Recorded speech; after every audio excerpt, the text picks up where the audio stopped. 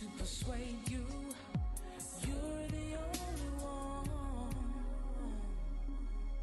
You're the only one. Let me hold you. Let me hold you. Let me just be inside your arms. Let me have you. Let me have you. Only you can take away this pain. My let me hold you. Let me just be inside your arms. Let me have you.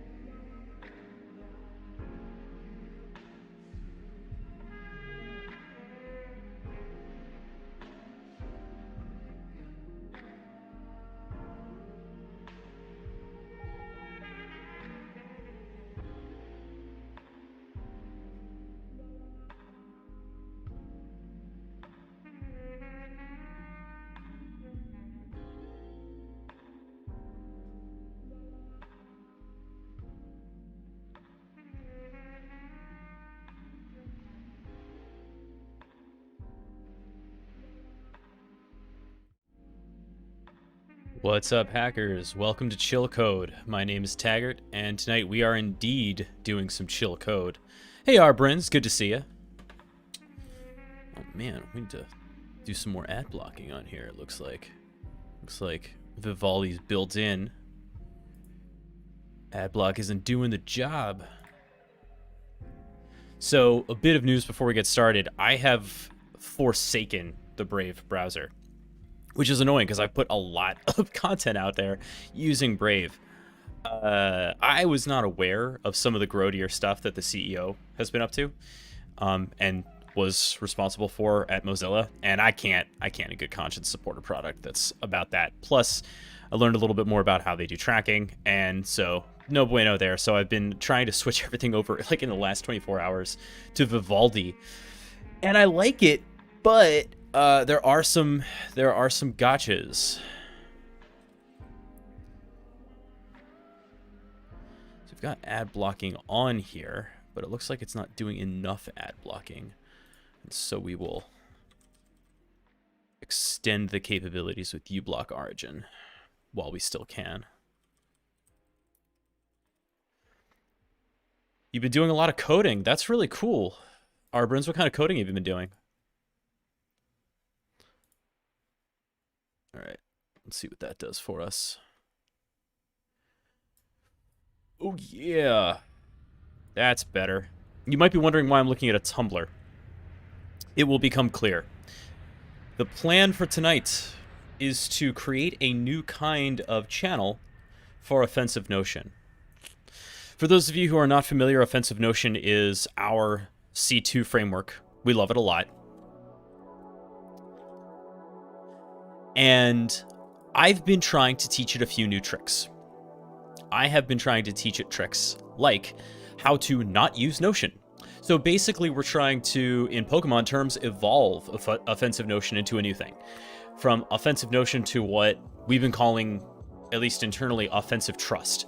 And so basically, all the cool stuff that we figured out how to do with Notion, sending commands back and forth between a Notion page and the agent, we want to abstract that out to be usable by any trusted site that works similarly. And by similarly, I mean has a REST API that allows us to both send and retrieve information from a given endpoint. So let me kind of show you what I mean by that. So Arbrins has been doing some pen testing automation tools. Love to see it. One really cool one that inspired by responsible red teaming. Hey, love to hear that. Husky's responsible red teaming is out now, and it's available for free. And there's going to be another course available, if all goes according to plan, by the end of the week. Python for Defenders Part 2 drops this Friday. That helps you figure out where you need to clarify scoping if given a lot of domain names and IP addresses. Oh, that's really important. I like that a lot. All right, so let me show you this trick. We'll do it first, and then we'll go through the code. So hopefully this thing works. So I have my GitHub config here. Good. So we will run cargo run cghconfig.json. Oh, right, cargo run dash to pass the argument to the agent. Okay. So the way this thing is set up is I've given the configuration here a GitHub repo, and I've given it actually, that's it. I've given it a GitHub repo and an access token that allows it to communicate with GitHub. And now if I take a look at said repository, let me reload this. Oh, hey, look at that. I have a brand new issue in GitHub. What's that all about? Oh, beacon initialized. Cool. All right, well, let's go ahead and see what's going on. Let me reply to this and say, who am I? All right. And we'll just wait here for a moment and see what happens.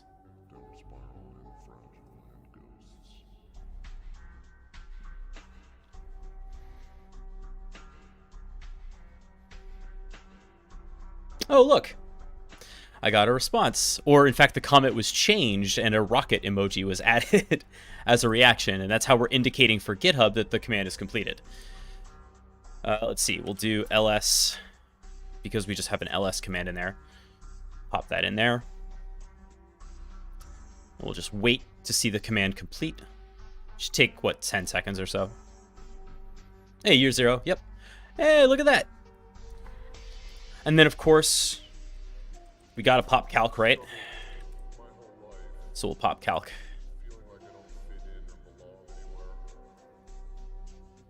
Hey, look at that. From GitHub directly to our agent. And finally, we'll shut it down.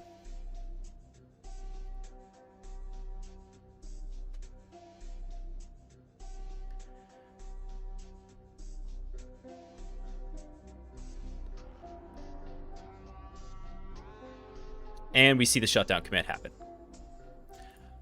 Okay, we'll delete this issue because we don't need to keep this. Works pretty well, right? Now, there's a next step to this that I haven't gotten to yet. But the next step is, no matter what C2 agent or what trusted site platform you want to use, you should have a unifying interface to send commands to all of them. And I even want to set it up so that an agent can switch channels on demand. So all you have to do is provide it a new config during the run, and it'll be like, oh, okay, I will start communicating over this new channel. And the team server, for lack of a better word, will be able to track the agent across those switches, so you never really lose track of it. That's the plan. But before we get there, let's talk about how the code has been structured and restructured to make this all possible. The truth is that this is all happening through the magic of Rust traits. And so it's a really good case study in why Rust was a good call for this project and how it has paid dividends as we've continued with it. So, sounds like you set up a really well-structured API. Kind of. That's what the trait does. So let me talk about what channels are. And that's the channel definition is the key here. So if you think about the way that one of these trusted sites is going to have to work with the agent, we have to initialize it, right? Set up like create the Notion page or create the GitHub issue, or if we do Tumblr, like create the Tumblr post or whatever it is. And so you initialize it, and then you get the ID back of sort of the root object that you're going to be manipulating. Then you have a receive command to receive new instructions. You have a send and complete command that allows you to mark a job as done, and a send to send back data. And that's kind of it. And then an update. So because we know that all of our channels are going to have those things in common, what I've done is I've created a trait called channel. And this is what the channel looks like. And we've got some good documentation going on here, but essentially every channel, no matter what it's doing on the inside of it, has to have these functions. You can't use properties as part of traits. You can only use functions. So that's kind of why this is structured this way. So an init, a send, a receive, a complete, and then some utility functions that don't have to be async. To base64 and update. Update might actually have to be async, but it hasn't been implemented yet, so we'll get there. So then the trick is, all you have to do is really underselling it, but what you have to do is implement this trait for any API that you like. So take Notion, for example. With Notion, what we're doing is we create a struct of a Notion config. Oh, one second. One other thing I want to make mention of. What we're doing also is we are creating an enum, which is a grouping type called channel type. And what this allows us to do is when we have to return a channel type, when we set this thing up, no matter what kind of channel we're using, it's going to be one of these, allowing all of those results to be of the same type, which Rust is going to expect. A Notion enum contains a Notion channel, a GitHub contains a GitHub channel. You get the idea. So if we look at the Notion, we also define a config for it. And in the definition of the Notion channel itself, there are kind of three things that it needs. The config itself, and this is where all of the specifics for the configuration for your channel are set up. So in Notion's case, you need three things. In Notion's case, you have the API key, you have the parent page ID where we hook in, and then the page ID, which begins empty, because that's what gets populated when you create a new page. Similarly, let me open both of these. Similarly, with GitHub, GitHub takes four things: a username, an access token, and we're using fine-grained access tokens in GitHub, which really limits the permissions to just a single repo and even just to issues. So the access token that you may or may not see during tonight's stream, and then I'll recycle it, all it can do is make issues in this repo. That's all it can do. And that's all it needs to do, right? So we're being really careful with permissions with GitHub. the repo name that we're going to be aiming for, and then this issue ID, which again starts empty, just like the Notion page ID starts empty. And then the init function's whole job is to like make the correct requests to set that up and get that data.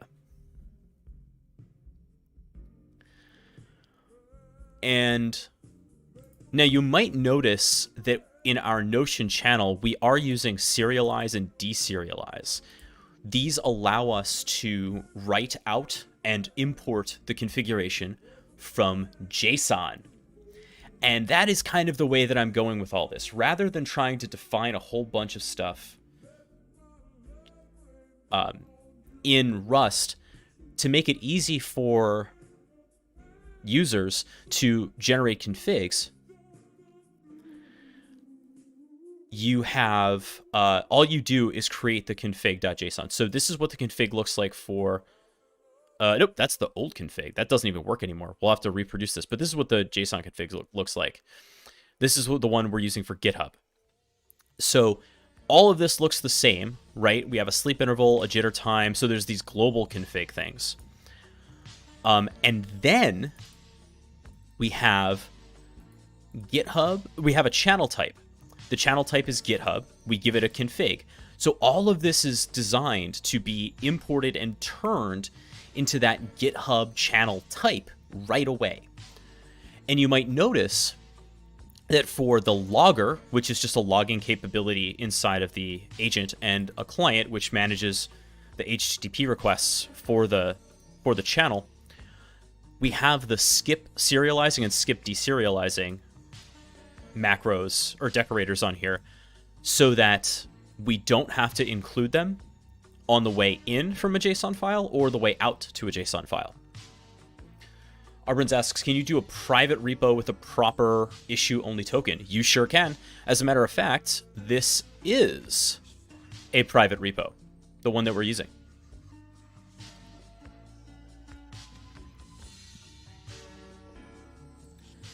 Yep. So as long as you give the fine-grained token the permissions to do so, it's your token, right? So it's as though you're logging in. Hey, Owen. Good to see you. Okay, so what else? If we go through the initialize, which is where really everything kicks off, we do some logging. We get the host name, we get the is elevated, and this is where we saw the issue come in, right, with the host name and the username. We send all that as our title. And so what goes on inside of init doesn't really matter as long as at the end of the day, the channel is initialized with enough information to send and receive commands. And the other thing that happens is the client is initialized, and this is usually a big deal, right? The self.client is initialized here. And in this case, we're creating the client with a username and an access token. But you can make it with all sorts of different stuff, depending on what the client needs for your specific channel. Our client here for GitHub, notice the things that we're setting. I have to set the user agent for the GitHub client. It freaks out if you don't give it a user agent. And then we have to set the accept header to this value for GitHub. So this is all custom for GitHub, but you can implement it however you need. And then our authorization happens here as well, where we set up the access token with the username, right? We're creating the encoded auth with the username, the colon, and the access token, and we base64 encode it. And we add it as a header. So all of that is custom, and it's different than the way that we do it for Notion. Right? In Notion's case, we create this Notion version header, a different content type, and a different authorization, which is just a bearer for the token, right? But regardless of how client is implemented, you need to have it, right? Okay. So then we receive our commands, and this is kind of... We get to receive here. Right, so receive, again, is specific to whatever your channel is. So in the case of GitHub, I'm getting back all of the comments on an issue that don't have rocket emoji as a reaction. That's the signal for this channel that it's an open command. That's what this is. We're getting all of the comments, and then we look for anything that doesn't have a rocket. And from that, we will parse that into an agent command, which is a separate type, designed to easily work with from any channel. And then this is the connection. Every agent command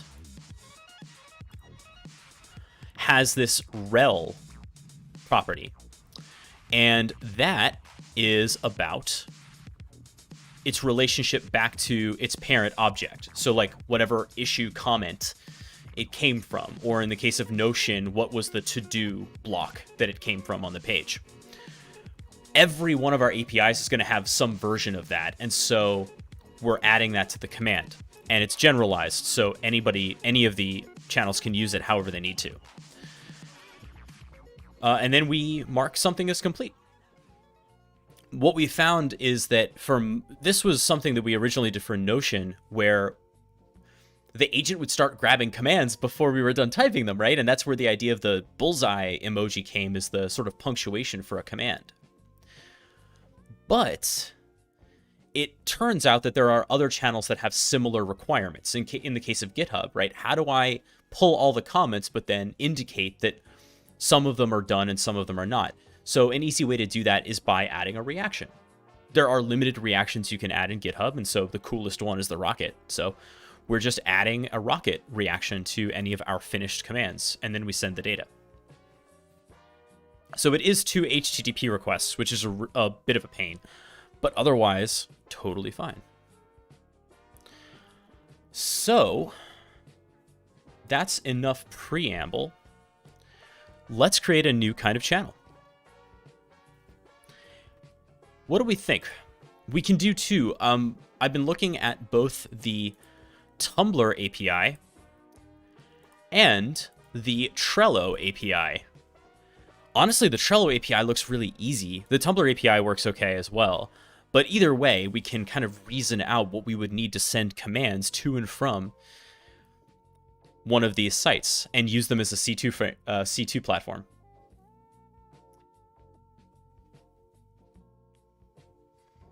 So what do we think, chat? BRB adding rocket emoji to Splunk alerts. Yeah, I mean, that's the trick, right? Now, one of the things that I plan on doing once we get to the team server part of this is one of the things you'll get to do with the team server, right, is because it's a central source, I will work on creating encryption.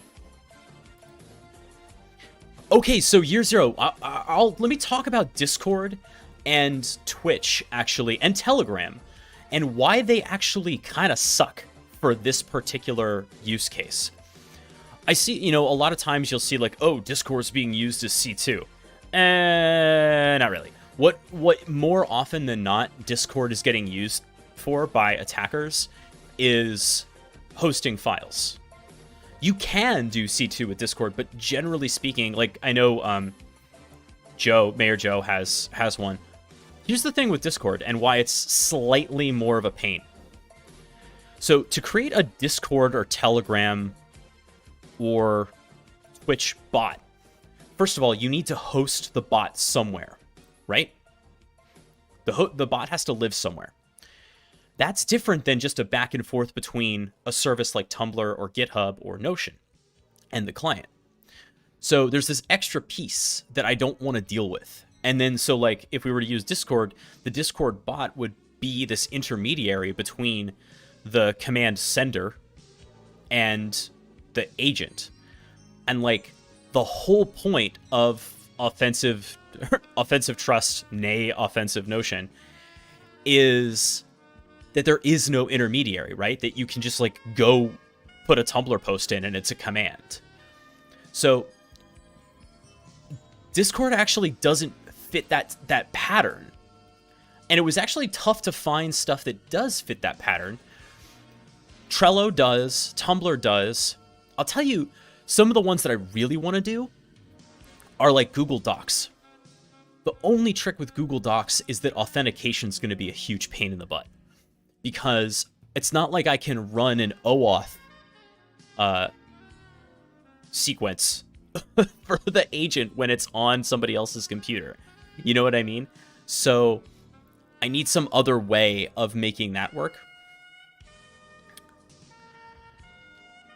Because all of the authentication for the Google APIs is OAuth. I don't think you get a choice. There's no like API key to do a basic authentication. So Mastodon is actually a killer example.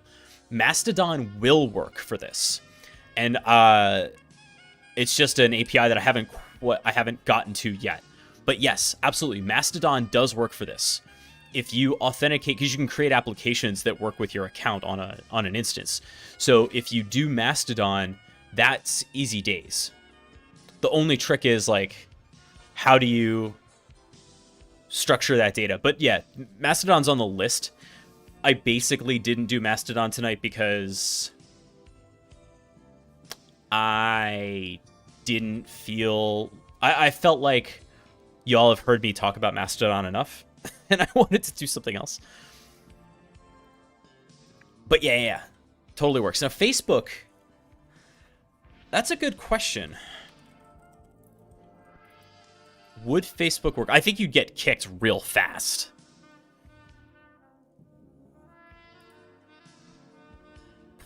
Probably not.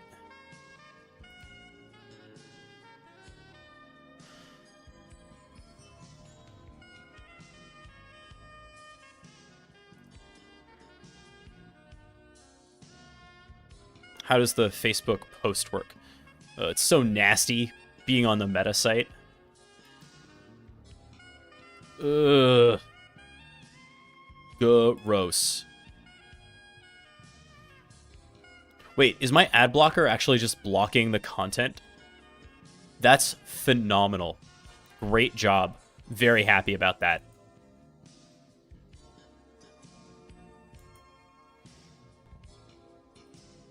Oh, no. Blocking was off.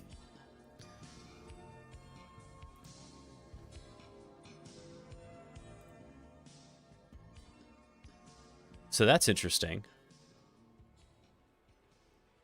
I don't know why it's not showing me anything. Post comments. Okay, this works. So you can can I make a post?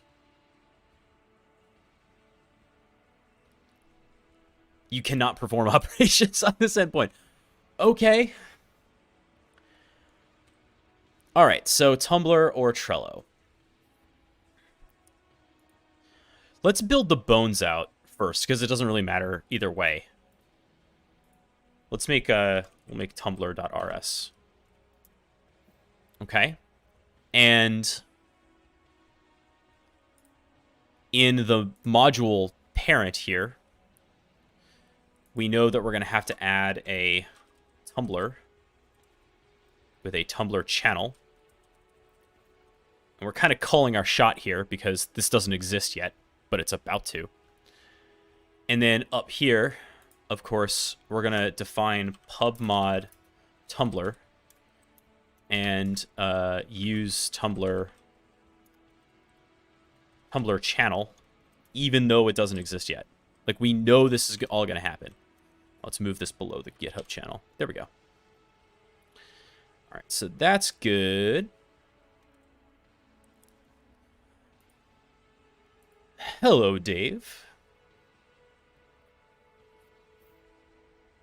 All right, so now we're going to do a little bit of copy pasta here. Let's bring GitHub over on the right, and then we'll have Tumblr over here on the left. And most of this has to come straight over these imports. We need channel error, serialize, deserialize. Base64 encode, we need the client for request. request header. I'm honestly wondering if it would be possible to just kind of turn all of this creation of a channel into a macro. That might be a little crazy. That's like donut level stuff, but something to think about. Oh, right. And then we need the URL base. Yeah, let's just pull all this in, and we'll set up the specifics for Tumblr as we know them. So, first of all, we'll change GitHub to Tumblr everywhere it appears. Okay. And then what do we need for Tumblr? Let's go to the Tumblr API. What you need. Thank you. Very handy.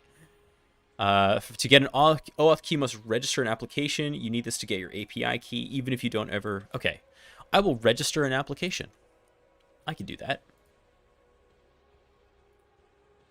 Application name.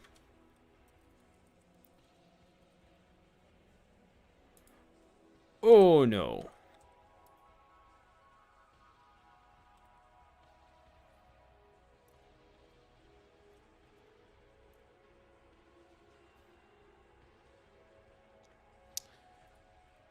Offensive Trust. Application website. GitHub.com.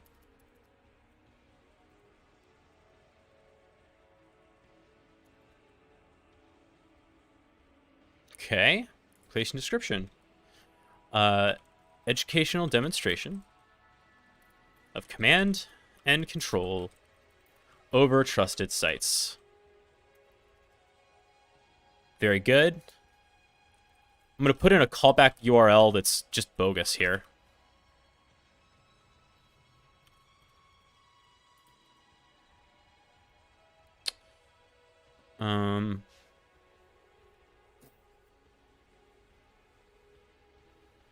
Seems fine for now. We can modify these later, I think.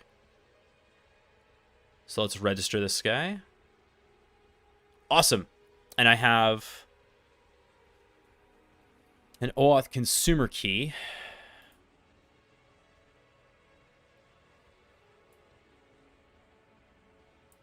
Is that bogus callback the equivalent of dev null? It doesn't have to be bonus year zero. That's the thing that's kind of interesting. You'll often find OAuth applications that have localhost ports set up as registered callback URLs. And that's because that's how you have to test the application before you deploy it to production, right? If you're testing it locally, the callback URL will be localhost on your machine, you know, if it's like hosted by an NPM server or something like that.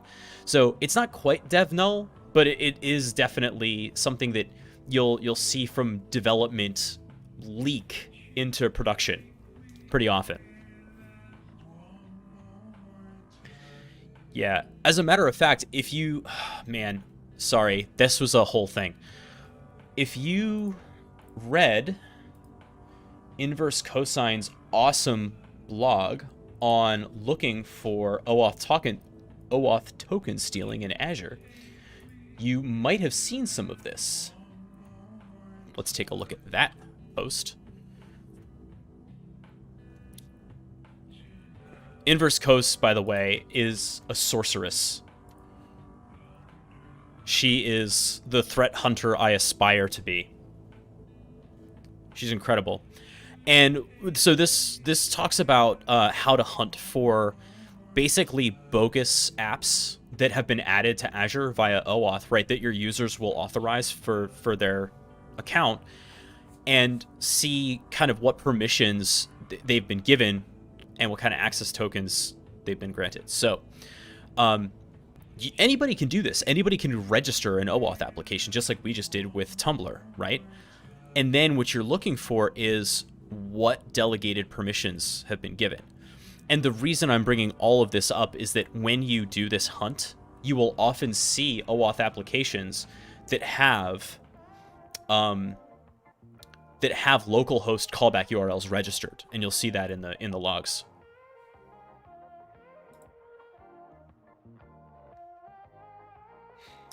Okay. So all Tumblr API requests start with api.tumblr.com. Cool. And we don't need repos. Then what?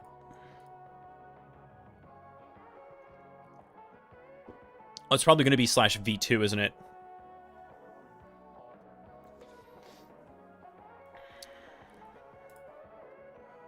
/v2.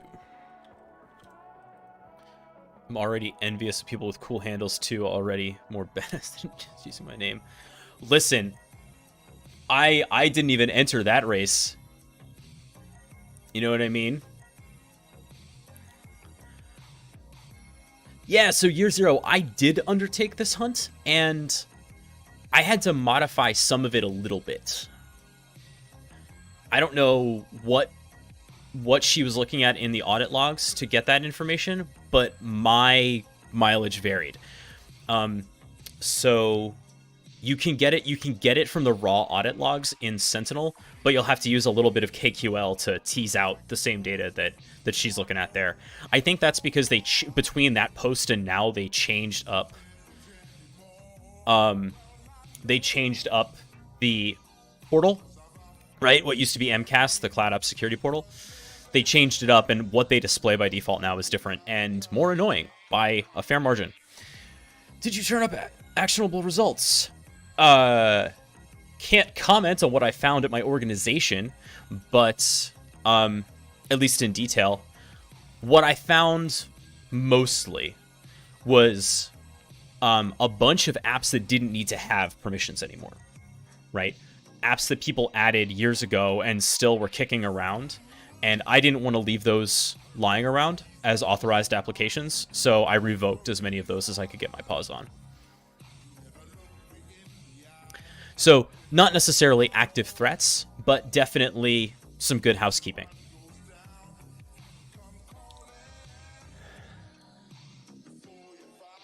All right. How do we authenticate to this thing? So the blog identifier. So this is obviously the first thing. And that's basically the username. Right? So if I go to like... I actually maintain a Tumblr.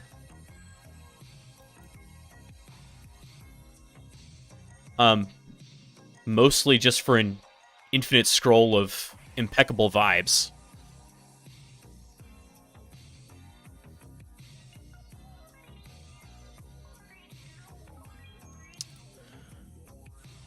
So that's how that would work. So, okay. We need that. The user agent header is required, and every application is expected to use consistent values across requests. Your application may be suspended if it uses a variety of values for the user agent. So very similar to GitHub, right? That means that when we create our client, we'll have to be careful with that. Unless otherwise noted, Tumblr API endpoints that accept body parameters expect the body parameters to be encoded using one of the following content types. Okay, cool. So we'll use JSON. No problems there. Post identifiers. Please note that Tumblr post IDs are 64-bit integers. Some languages like JavaScript don't handle 64-bit numbers. With that in mind, there's also an ID string available so you can handle these safely. Interesting. This should be fine. Each blog has a unique hostname which can be used as its identifier. The hostname can be standard or custom. The standard hostname is the blog short name.tumblr.com, right? And then if you have a custom DNS, okay. So this is the identifier, and I think that's how we'll describe it, right? So we'll call it like blog ID, and that's a string, okay? And then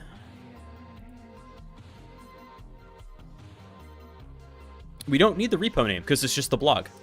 And then we'll need the post ID, I think. The way I'm thinking about this, and I'm not sure if it's going to work, the way I'm thinking about structuring this is... Let's actually go look at a post, right? Like, how does Tumblr work? Look at this one here. So what I'm thinking is, you know, if we comment on it, or we like it. Can I not comment in this? That's funny. Let me... here we go. So if I hit reply here, right, I can add a reply, and then are there any replies on anything here? This one should have some. Perfect. All reblogs. Man, Tumblr is weird. The way that you engage with content is so bizarre in Tumblr.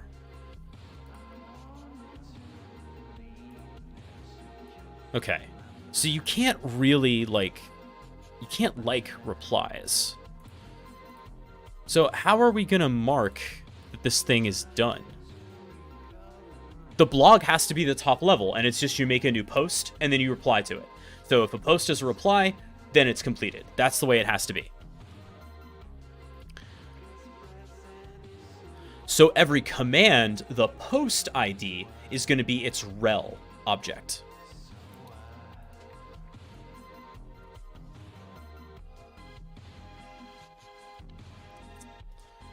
All right, so the Tumblr config, blog ID and access token, that's it. That's the level that we're at.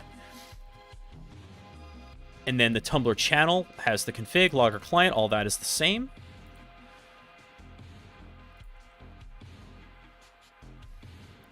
And then we will impl the Tumblr channel. I'm including these constructors even though they're not actually used in the code at all. That's why the new has an underscore. The underscore prevents my linter from screaming about unused code. Huge milestone over the last couple days where I got this application to compile for both Windows and for Linux without any warnings. It has never compiled without warnings. I went crazy doing housekeeping on like unused code and variable names and stuff like that to make sure that the thing compiled without warnings. It's a great feeling. All right, so again, we're gonna replace all of these with Tumblr. I love the multiple cursors feature of VS Code. All right, we still need client. We need to define that client, which comes in here. And this is where we start doing some of our custom stuff. Yeah. Now you might be wondering, why didn't I make client part of the trait for channels? And it was because I wasn't sure that all of the channels would need one. It's looking like they will, and so I may move it, I may promote it to part of the channel trait. But for now, it's just part of the struct implementation. An example that I'm not sure needs one is I have this idea for doing an IPFS channel.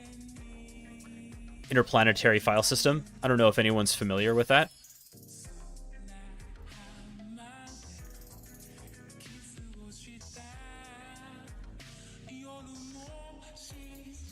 It's pretty cool as a concept. It's a way of sharing files decentralized across the entire internet.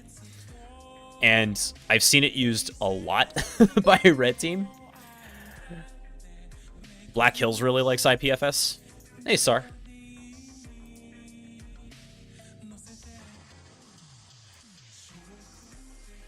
Oh, you know what? Since Sar is here, I need to plug Sar's course, binary history, binary exploitation, oral history. Everyone should go get this course if they haven't yet, and I'll tell you why more now than ever.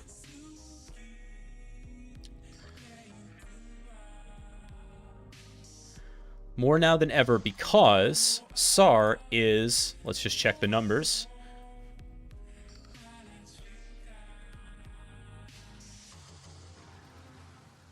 Approaching 1,000 enrollments. What's the actual number right now?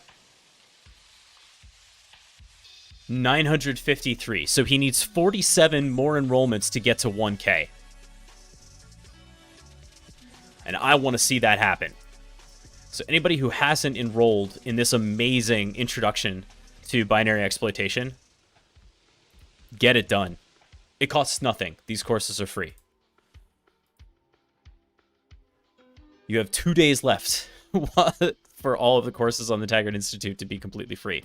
All of the ones that are free will remain free, but I'm about to drop the first paid course, Python for Defenders Part 2.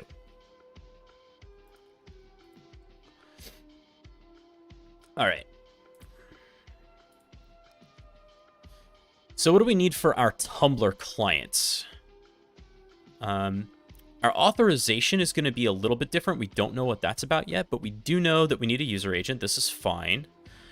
Our content type is application/JSON. It doesn't need to be weird the way that GitHub requires it.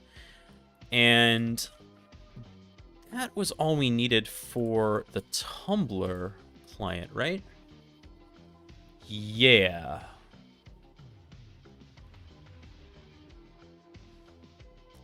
Yeah. Okay.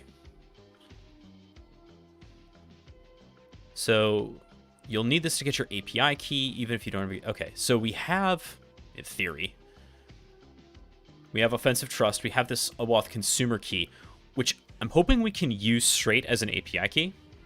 Thank you, Dave. You won't regret it. You won't regret it. It's a great course.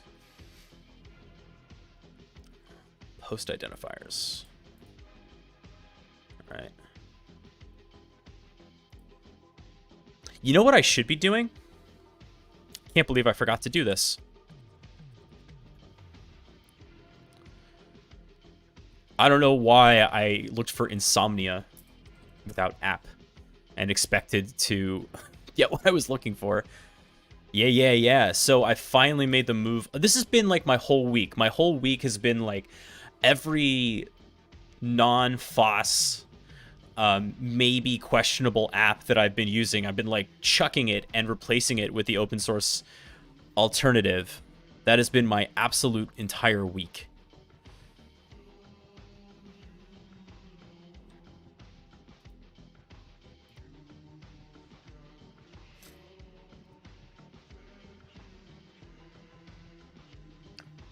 Good Vivaldi being Vivaldi. Which is another one. I was saying before a lot of folks got here that I had to leave Brave because I learned some gross stuff about the way that the CEO conducted and conducts himself. And I was no longer able to just like tolerate the weird cryptocurrency garbage. All right, we will not share usage analytics. If you're not familiar with Insomnia, Insomnia is essentially it's a REST API client. It's something that I would use a lot during my actual job. I used to use Postman for it, but now I'm using Insomnia. And it just allows you to easily construct HTTP requests to APIs. So essentially web endpoints that don't have a user interface, right? Or a graphical user interface. And so for doing stuff like this, like testing REST APIs, it's perfect.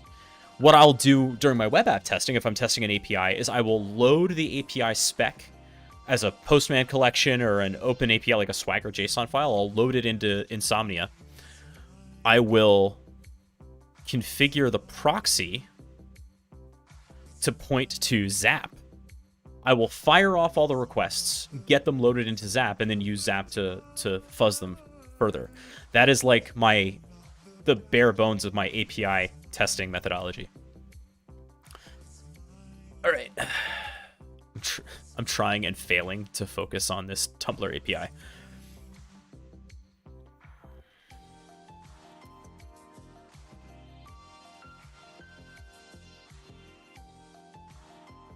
Official Tumblr API client libraries. Oh, snap. There it is. So it requires an API key. Use your OAuth consumer key as your API key. Incredible.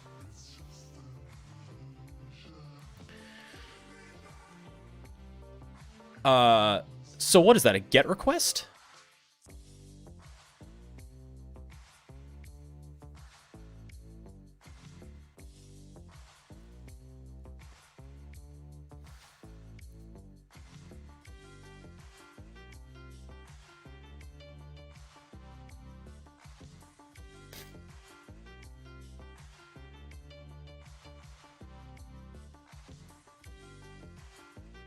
Yes, it is.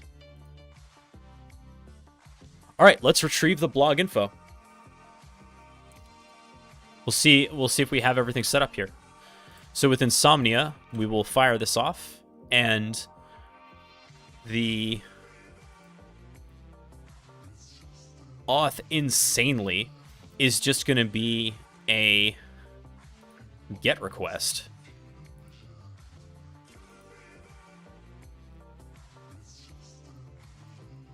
So wild.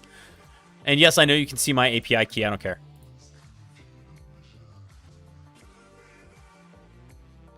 Not good.tumblr.com.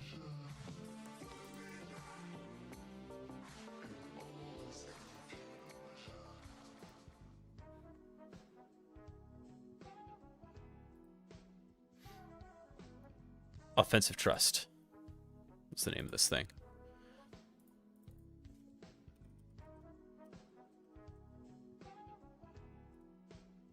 Hell yeah!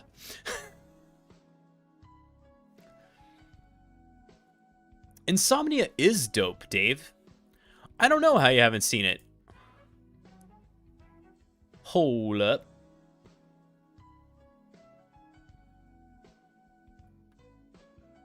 I know there's a Dracula theme for this.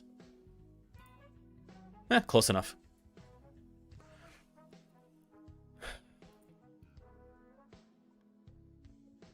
I was going to try to make the font size bigger.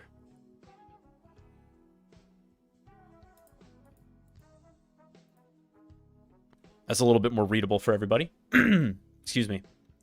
So we got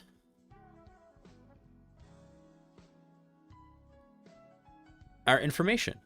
Now I'm logged in, right?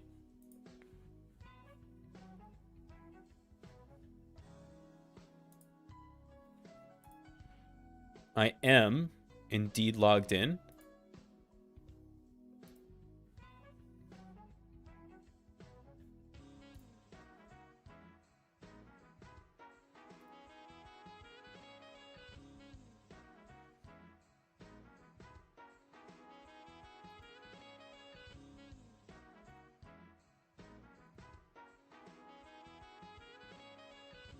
No. Okay, doesn't matter. I was like, where can I change that description?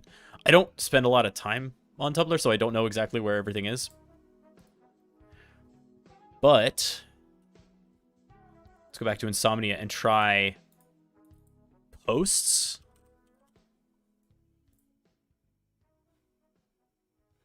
Yeah, that worked. I don't think there are any. Yeah, posts. Empty. Let's add a post. What am I doing?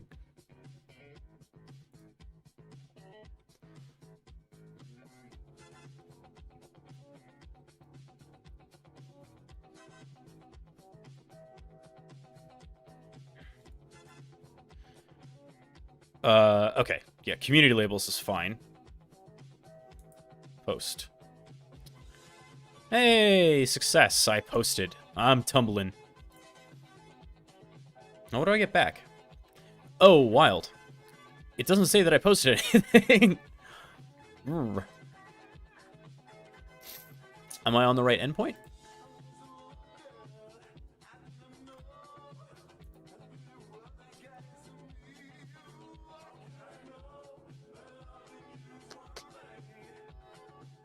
Posts. Retrieve published posts.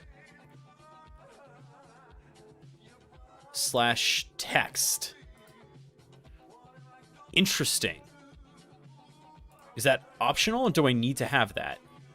Posts? No, it's optional. /text, and then the API key. Yeah. Tumblr looks a lot cleaner. Well, I have all the ads blocked. But yeah, it's not that bad.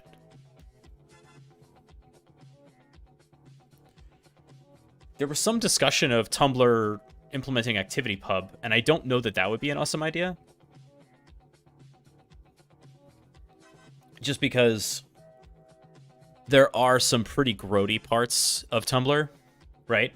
And so, like, there's definitely Nazi Tumblr. And so I would imagine that it entering the Fediverse would result in a bunch of instances defederating it immediately.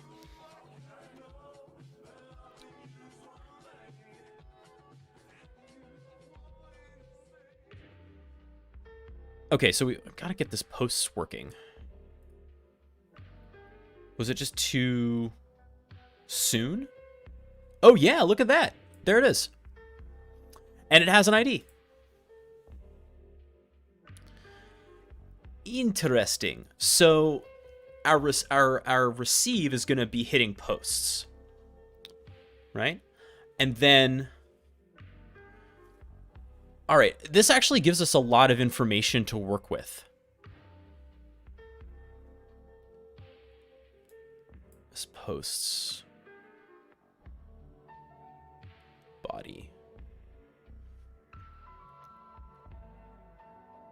This content raw. That's so interesting. The fact that it's HTML is tricky.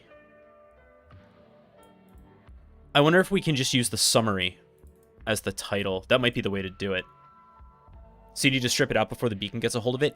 That's right, Arborin. So basically, if you look at, let's look at the GitHub one, because it's pretty clean. In the receive code, what we do is we're pulling in all of the, it's JSON, basically. Get comments. Let's actually go to get comments. We pull in all of the comments for a specific issue. Does the title have a character limit? Oh, you're good. That's a good call. It probably does. So we will have to do some parsing of the body. That's fine, though.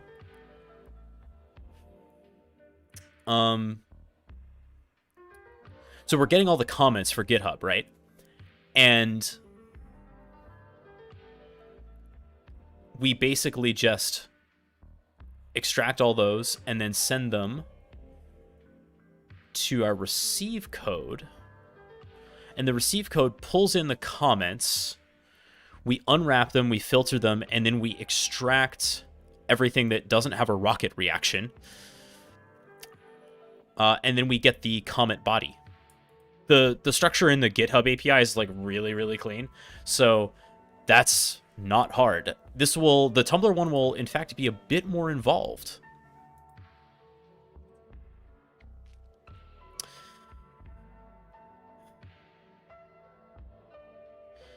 All right, let's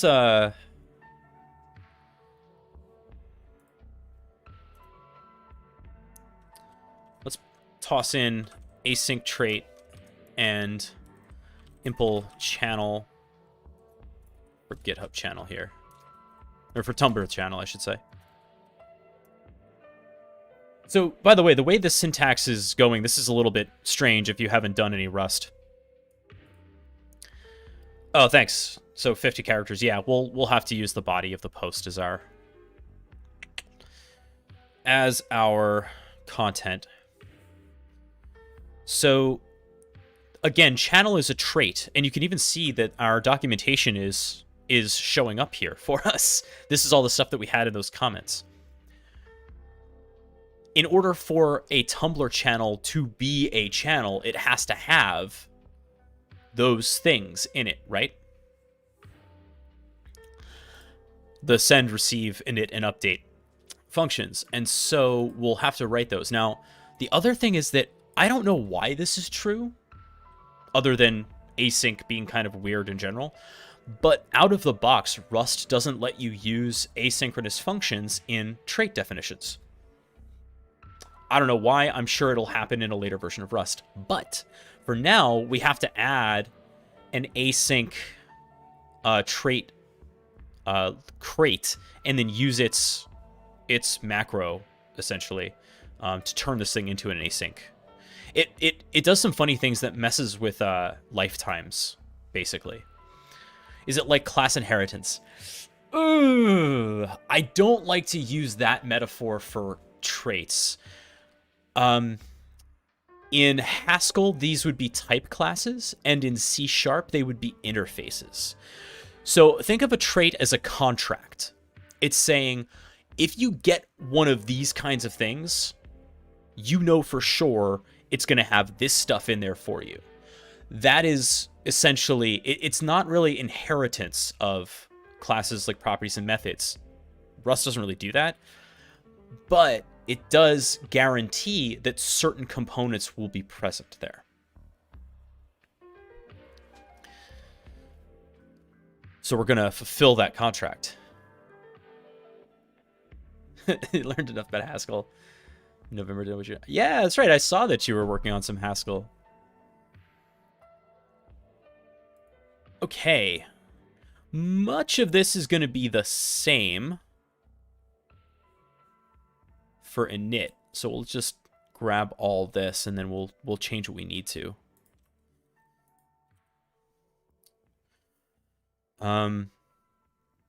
Hostname, good, is admin. This is all good.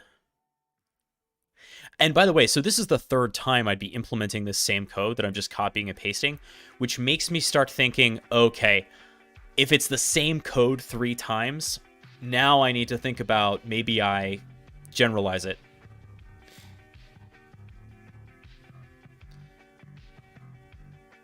Yeah, I saw you posting about your Emacs stuff on Mastodon. The Emacs user base is strong on Masto.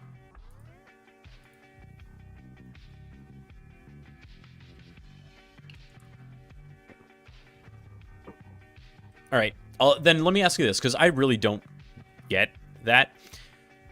Give me the 2-sentence description of what org mode is. I do not know, and I would like to know what org mode is.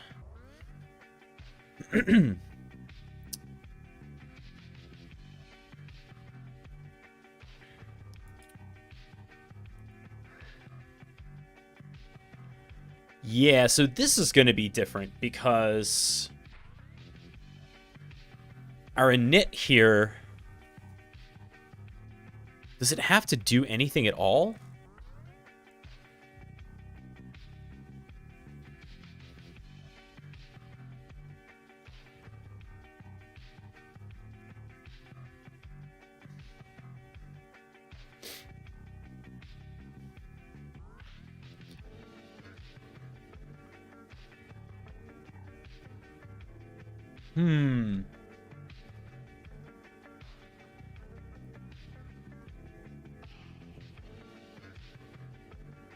So the trick with Tumblr is that you can't, like...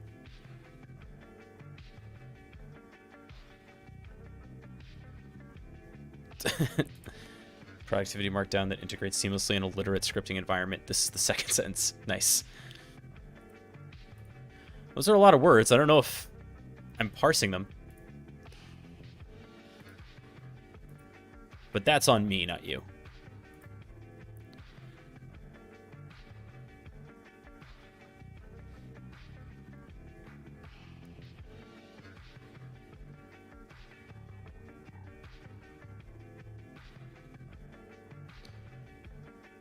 Okay, so let me go to...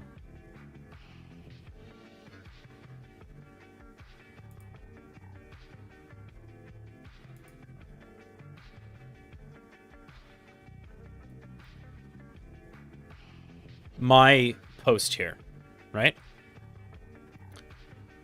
Now, what can I do with these things? I can reply, I can share, I can reblog, and I can like.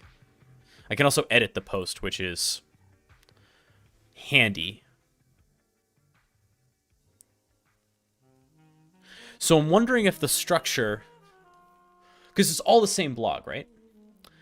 So what if the blog, every post is a command?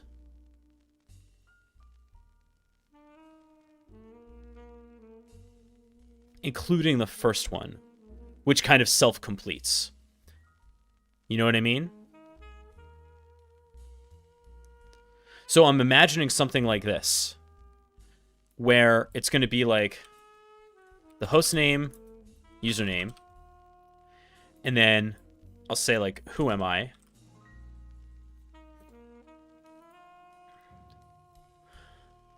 I will... Oh, but I don't need to create that title.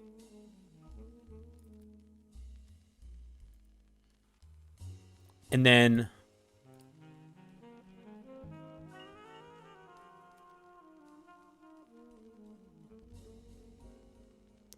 Oh, that's not bad. Okay.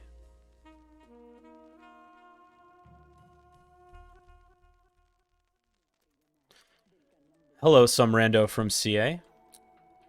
What we're programming is a command and control agent that will use Tumblr. Have a set of plugins. Having the first post be the beacon check would be nice. I think that's right. So what's it going to have to be? It's going to have to be like one blog per...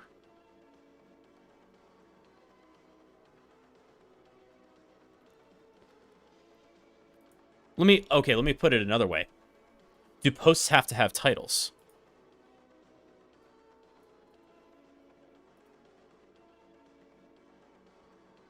They do not. That's the ticket. Okay, so posts don't have to have titles, which means whatever, right? I'll make the title for the first one. That's the check-in. Exactly right. And then after that,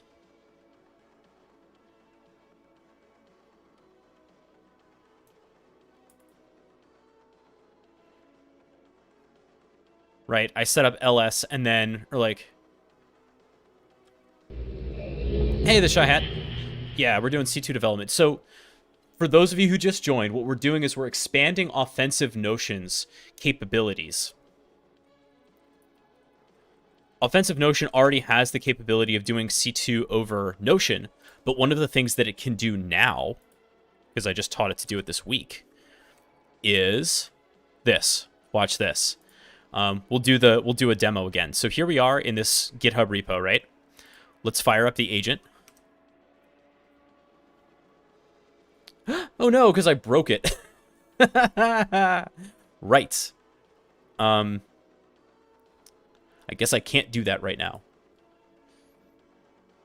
Field username on Tumblr config. Right, I put it into a broken state. Oh, but you know what? No, that's not a problem. I will just comment that out.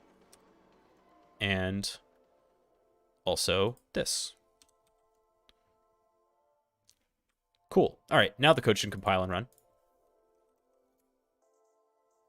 Yeah. Okay. So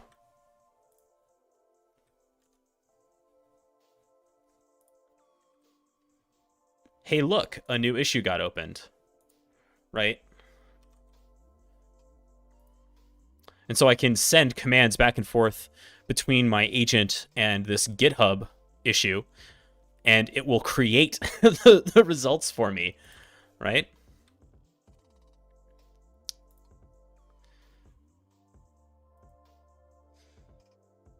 And we'll do the calc pop again.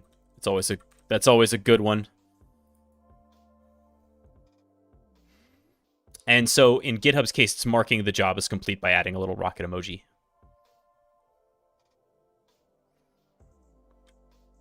And the beacon checked in with the initial issue, right? That is correct.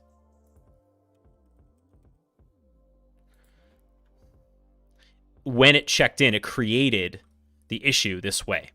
So I think I like your idea where like the first post will be that'll be the check-in, and it doesn't have to return anything as a parent because we already have the blog ID. So we don't have to mess with that at all. Then we just continue posting to that blog.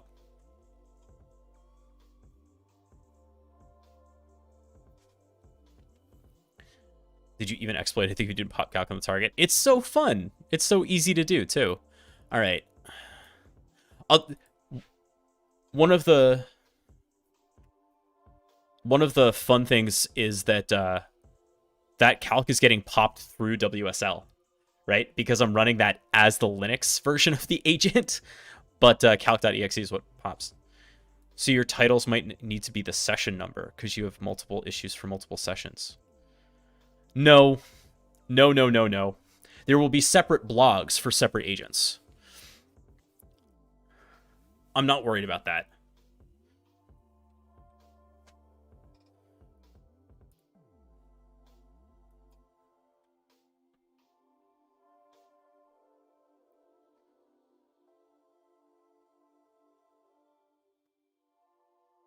What are you talking? Some rando. How did you improve your programming skills using all library functions available? I don't know what you mean by library functions, and also I don't write in Java. I'm a decent programmer. See, the best programmers use literally every library function in an interesting way. If you just mean like everything that's in the standard library, or the, do you mean the standard library? I think the best programmers make the most out of the least, where they don't use crazy imports and they can get away with just the basics, right? Like the best JavaScript programmers, not Java, but the best JavaScript programmers I know don't rely on frameworks. They know how to get things done with raw JavaScript and then go to the framework when it's appropriate.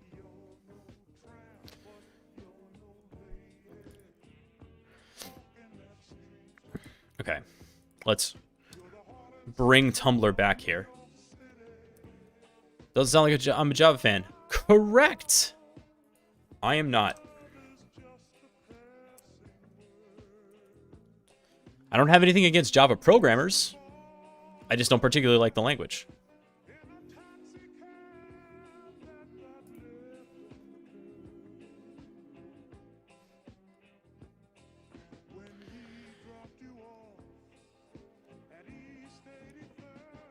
All right. So when we create a new one, yeah, we don't need our config. We'll have the blog ID and access token, which actually would be API key. You're using it for Android purposes. Why are you not using Kotlin? That sounded judgy. I don't mean it as a judgy question. I'm honestly asking. A lot of the Android devs I know are moving to Kotlin instead of using raw Java because of the syntax.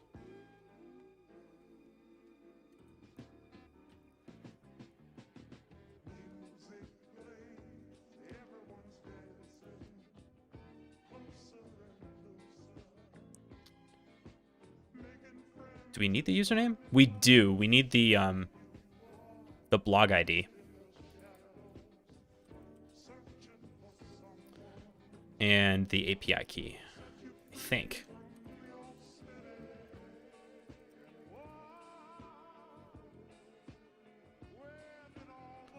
That looks good.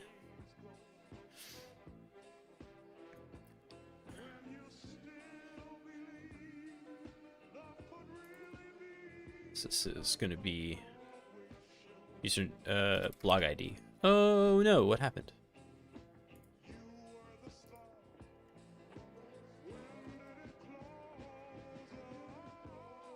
Right. This is going to be blog ID and API key.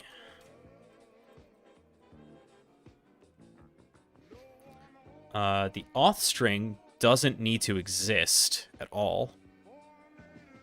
So we don't need this for Tumblr. Just blow this away. Happy anniversary, Dark. I got you this smooth sax.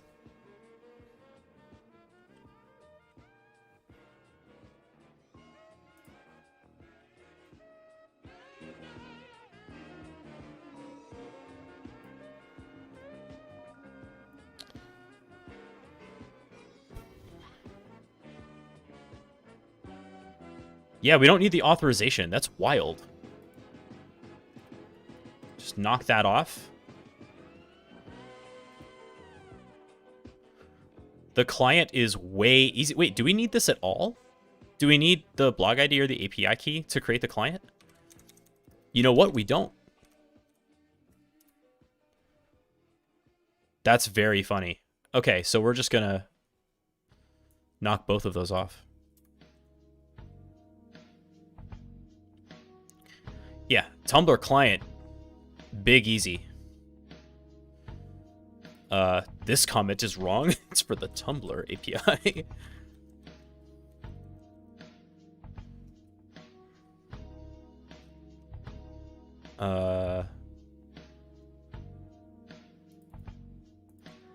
Some of these comments are incorrect.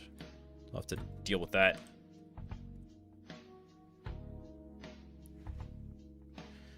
Started in Kotlin, couldn't find Google solutions for stuff. Kotlin doesn't have GUI library functions. Interesting.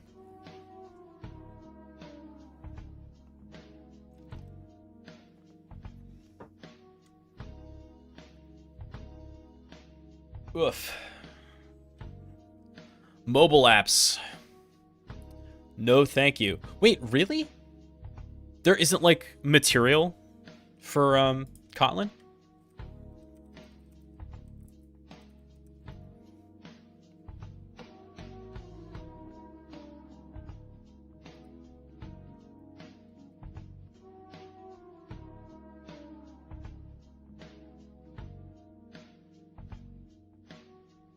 I guess they only have it for, like, web view stuff. Interesting.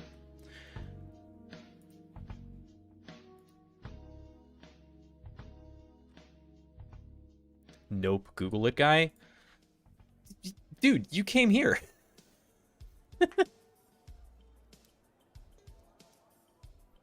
And we're doing Rust today.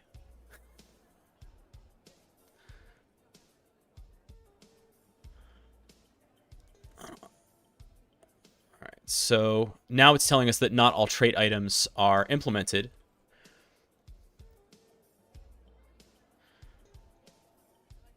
Which we can do the quick fix for. But if we do, it'll get weird. Because the lifetimes that this thing generates are bizarre because of the async trait. Yeah, if we look at these, look at the lifetimes. This is where Rust syntax really starts throwing people for a loop. This is all getting hidden by this async trait macro here. But if we look at the lifetimes, you can kind of see that it has to have a lifetime of life 0 and async trait, right? Yes, it will let you know if you haven't fulfilled the contract. That's exactly what's happening with that error that we just saw. Correct. And safe. It is safe. I'll tell you one thing that's really interesting. So on the subject of safety, think about this. Okay, so we've created this enum, right? That a channel type is Notion, GitHub, or Tumblr, right? And that those will in turn contain a Notion channel, a GitHub channel, or a Tumblr channel. But here's the thing that's interesting. What do you think? Do you think that a Notion channel is the same size as a GitHub channel? Like in memory, are they the same size data type? Does the struct take up the same number of bytes?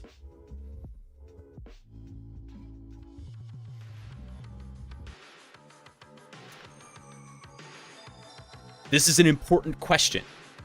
And it's a question that the compiler asks. The answer is we don't know. The answer is we don't know, and the compiler doesn't know.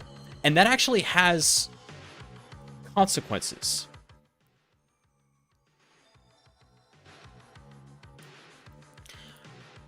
Because the compiler cannot guarantee how big this thing is,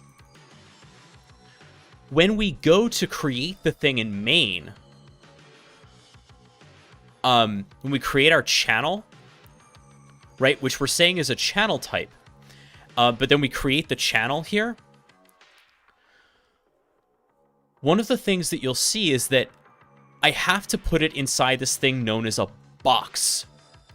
And a box is a transparent container, but what it does is it tells Rust you're going to store this thing on the heap rather than on the stack, because everything that goes on the stack has to have a known size at compile time. It's one of the ways in which Rust guarantees memory safety.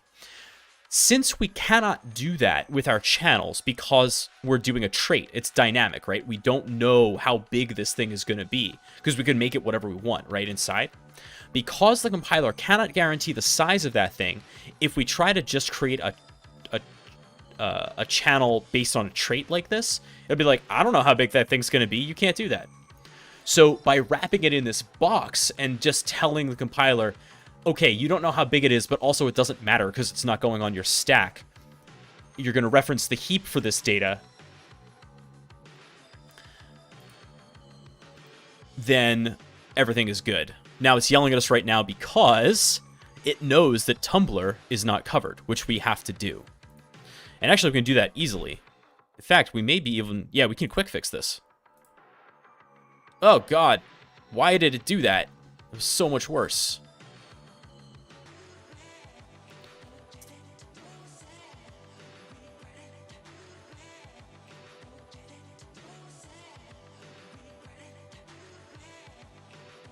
And we create a new box that contains our Tumblr config.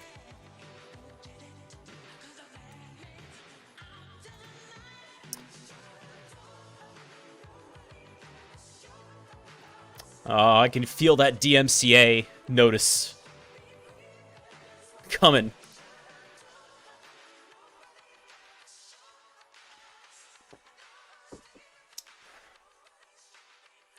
So yes, it's not just to avoid exploit development, it's also a performance issue. It is guaranteeing that it knows, for optimization purposes, by knowing how big something is going to be when it puts it on the stack, there are a lot of optimizations that become available to the compiler just by making that guarantee. And in our case, we're going to point to the heap for the stuff that we don't know. That's fine too. So it is to prevent things like buffer overflows and heap overflows for sure. But it is also, or use after freeze, that's a big one. But also it is for performance.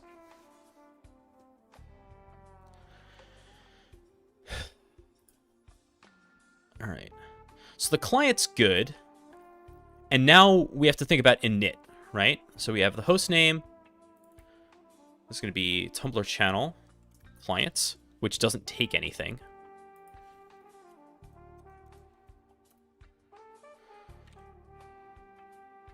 So we're creating the client. We're doing the logout, host name, and create the config options. That's all good. Okay. Admin context, we'll log that out as well. Okay, now the URL. This is going to be a little bit different, right? So our URL so far is api.tumblr.com/v2. Now we're going to do, so it's the URL base, and then self.config.blogid, right? And then slash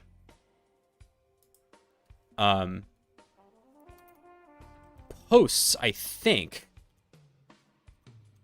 Because we're just going to create a post. Now, this is going to get a little bit wacky, I believe. We don't need anything else. There's nothing else in here, in fact. So we just need the blog ID, and that's getting put in here, in this second set of curlies. Okay, that looks good. What are you telling me? Rewrite as a raw string.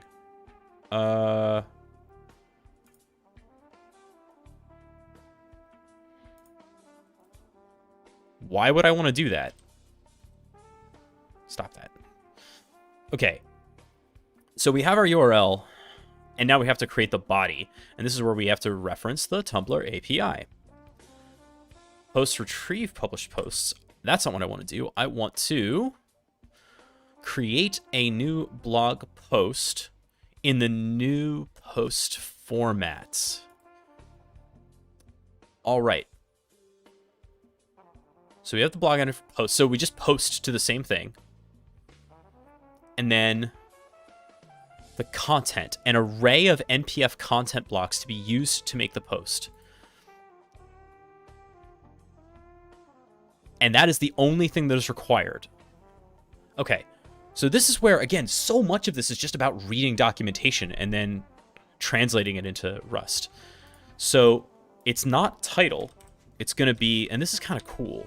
We're using the JSON macro from serde.json to just write raw JSON and have it turn into the thing that we need. So what was that? It was content.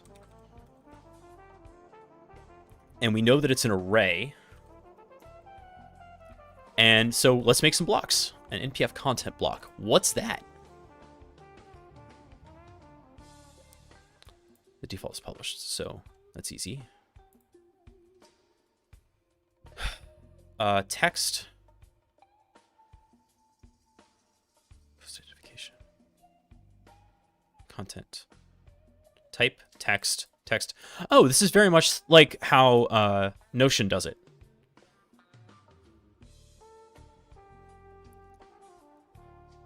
Text.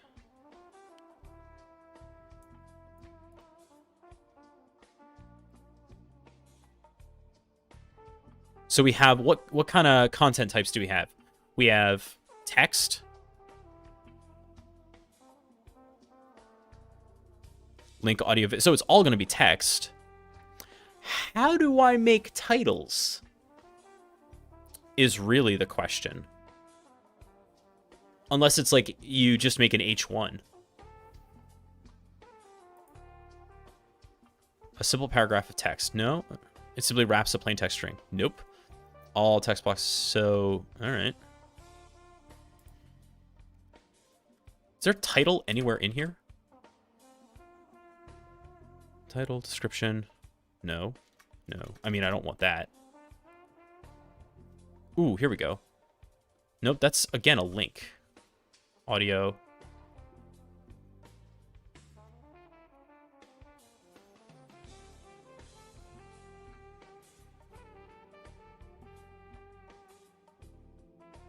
I wonder if I can give this thing a title anyway. You know what I mean?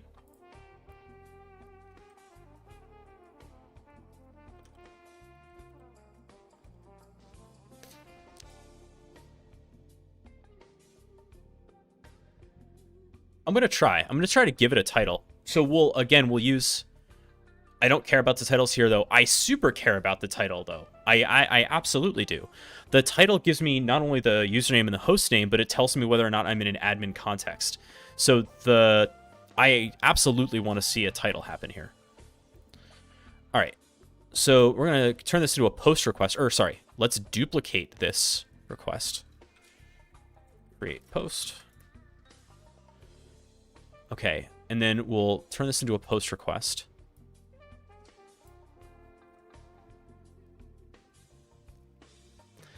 And body's going to be JSON.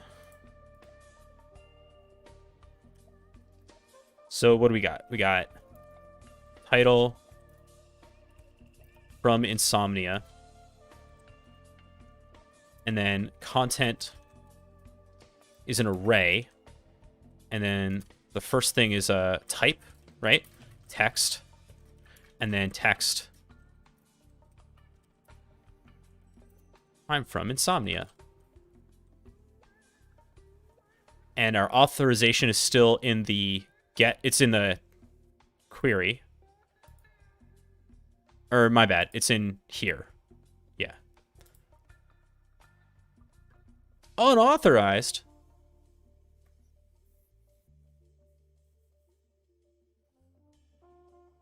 Do I have to send it as a post request now?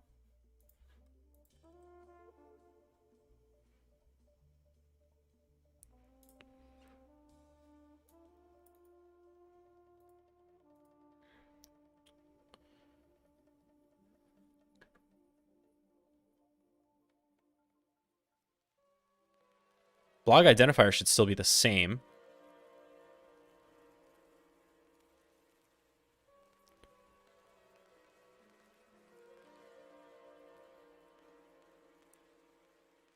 It was in the table above.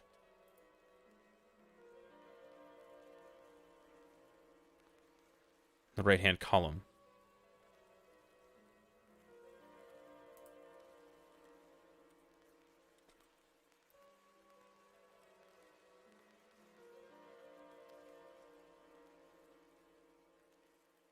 No, I get that. I get that it's a post request, and it is a post request.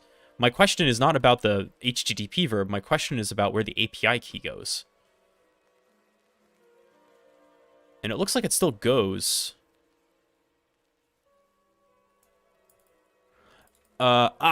Wait. Hold on. Create a new... Oh, no. It's slash post. Wait, no.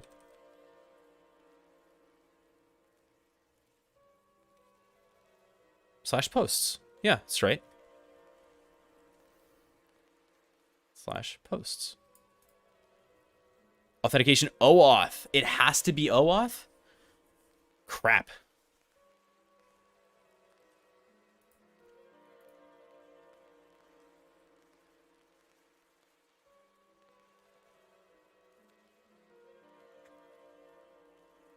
Will that... might complicate this.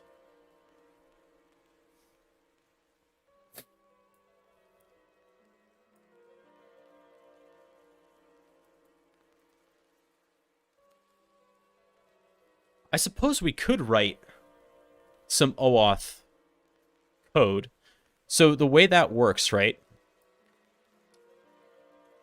Here. Let's actually do it here. Grant type authorization code. Yeah, the authorization URL is here. The access token URL.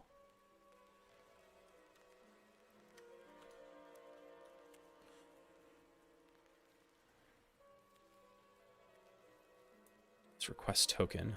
Nope, that's OAuth 1. I don't want that. I want OAuth 2. Thank you. Here we go. Authorization code, client credentials, and refresh token grants.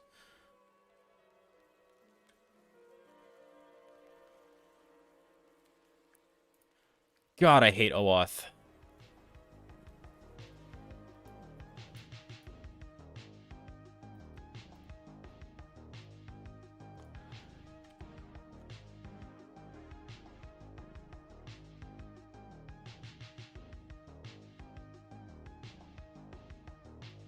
That's the request token.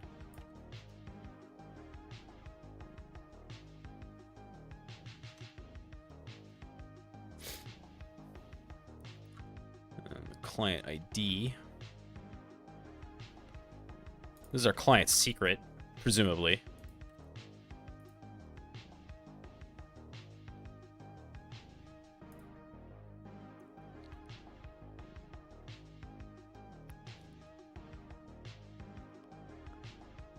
Oh, this is actually the ID. The secret has not been revealed, and I will not allow it to be revealed.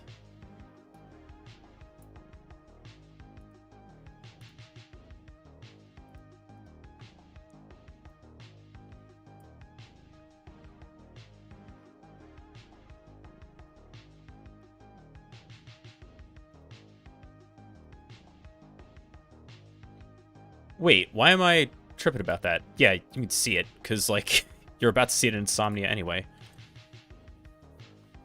Oh,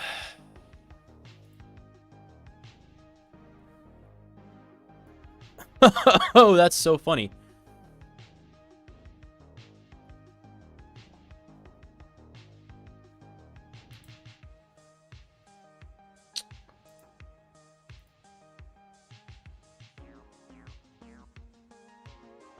Error, invoking remote method, authorize user in window. I don't want to do that, though. Oh, OAuth. The worst. So that sucks. Can I use the legacy post?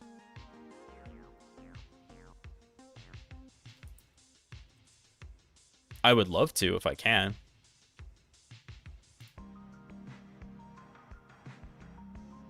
Nope, still OAuth. I guess it doesn't matter then.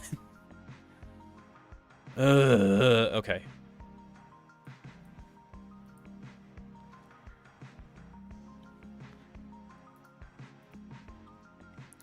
Accepting bearer token via the authorization header like so.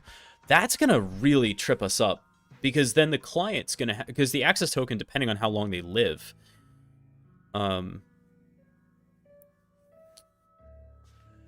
Yeah, step 1, redirect a user to Tumblr. So redirect to Tumblr's OAuth flow.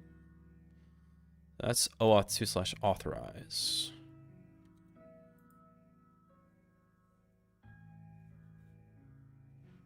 Okay. Which we have, or is it OAuth 2? Yeah. There we go. OAuth 2. And then handle the callback request. Once a user decides to allow or disallow your application access to the account, Tumblr will redirect them to the OAuth 2 redirect URL that you set when creating your application. If there was an error processing the request, the URL will contain an error. If the request is successful, the URL will contain code and state query parameters. You must verify the state. Retrieve and access token. Use your applications. Retrieve a request. God, what a pain.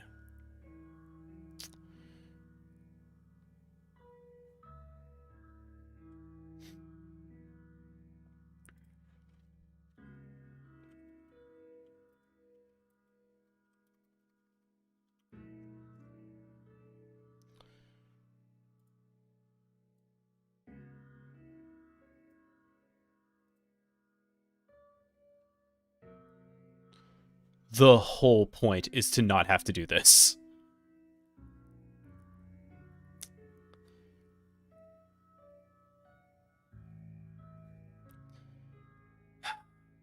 Rats.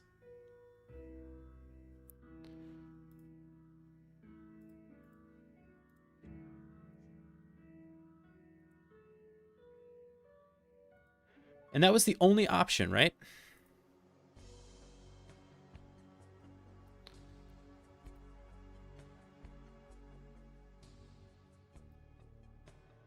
Oh no.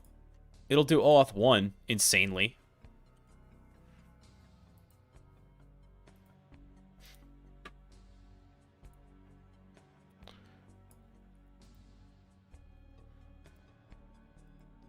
It's funny because, like, from a security perspective, that's not great, right? I don't want it to do that. But from building this channel, I absolutely wanted to do that.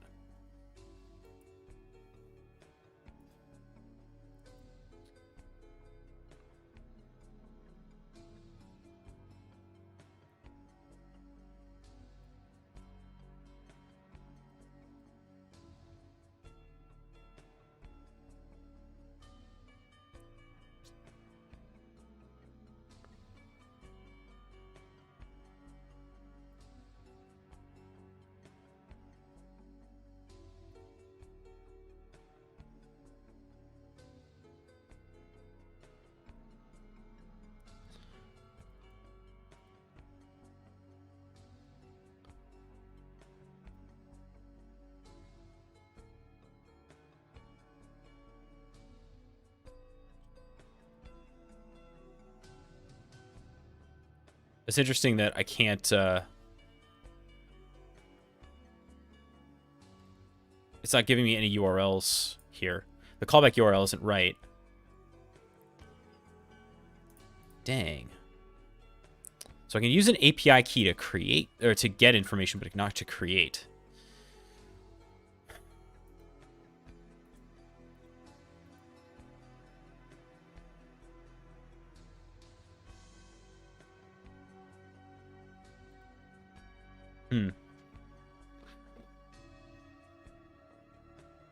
Writing OAuth code is something I do not enjoy doing. That's what I'm bouncing off of right now.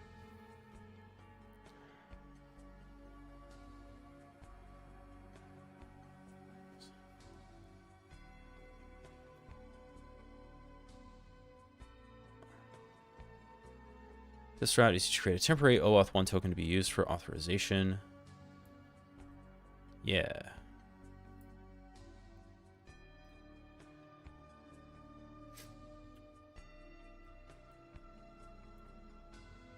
Hey, we got a token. So that's kind of like the start of it, right? So we create the request, we get the request token. Then we get the OAuth token, which we can then use.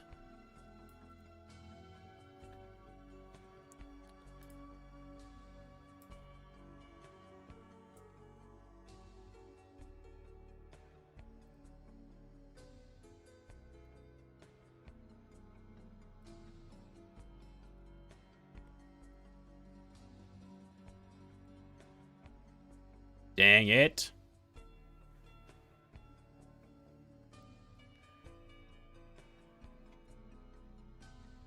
Still unauthorized.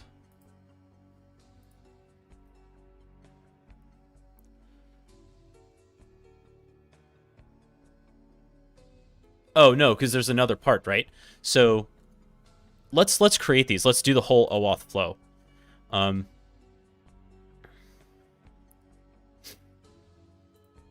Yeah, this is fun, isn't it?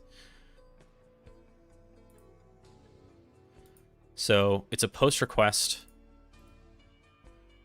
The first one goes to request token, right?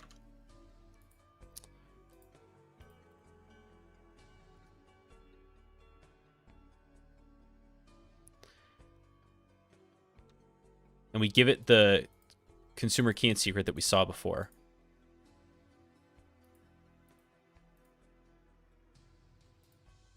Man, I need to... There we go.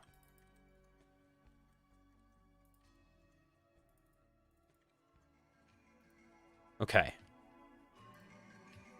That gets us our token. Can I rename this thing?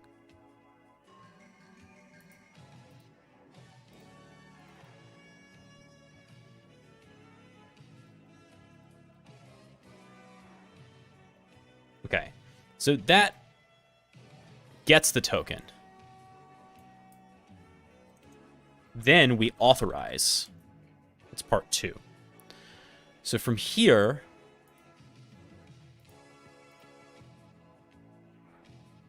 we authorize.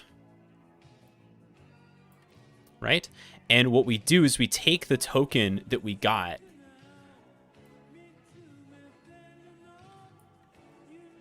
from step 1.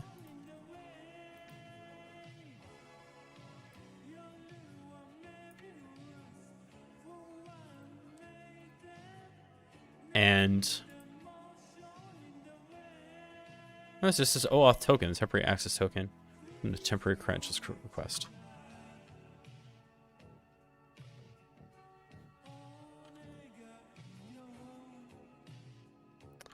Oh, and this is in fact a GET request. Yeah, my bad.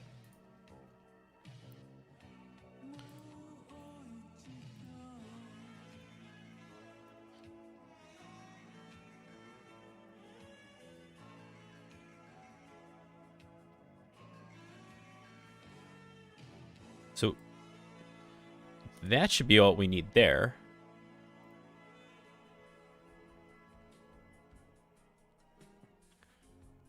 So we get a 200. But I don't want that. I want the OAuth token verifier redirected to your callback URL with the following parameters in the query string.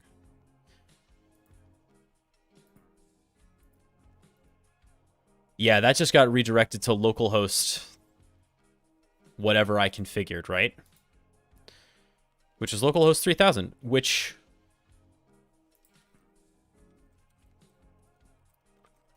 is in fact listening. Yeah, I set that up. So I should be seeing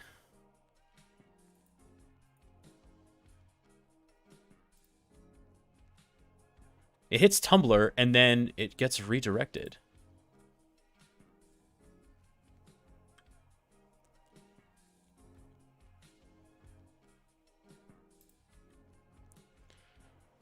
We got a 200.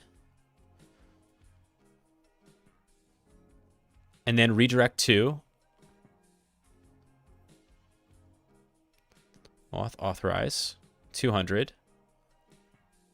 And then what?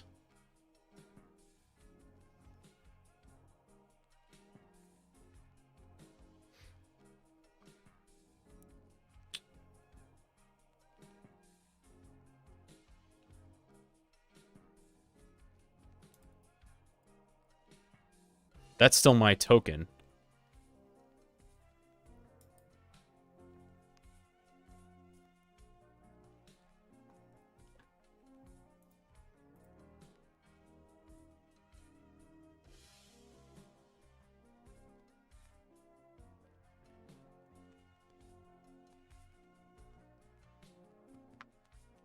Hmm.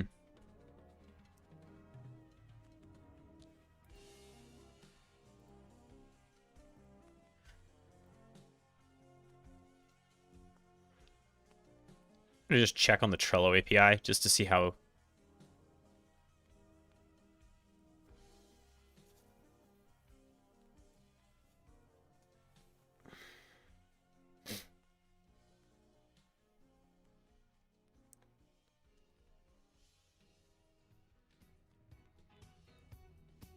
Wild that this Trello API is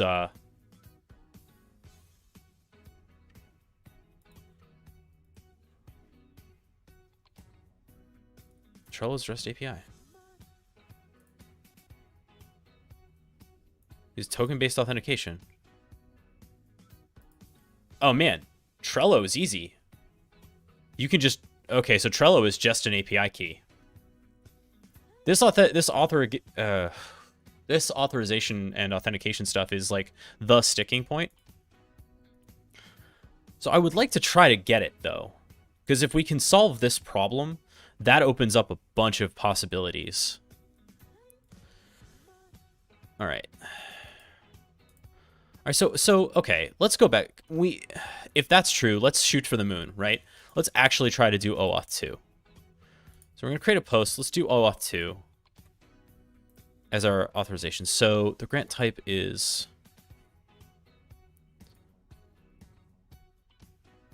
client credentials. That was the problem, I think, that we had with OAuth 2. I had the wrong authorization type. So we're going to do...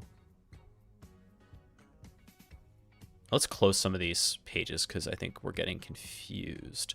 Or at least I am. Okay.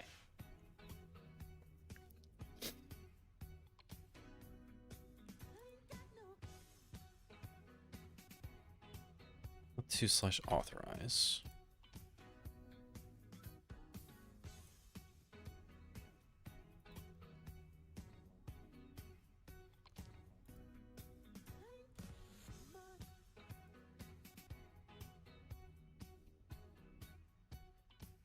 Then we get the authorization code grant request. Request permission from a user to gain access to their account. Once the user grants your application access, they'll be returned to your OAuth 2 redirect URL as defined on your... This request is used to request permission from a user to gain access to their account. Once the user grants your application access, they'll be returned to your OAuth 2 redirect. Oh, I don't think we need to do this part. But this one I do need.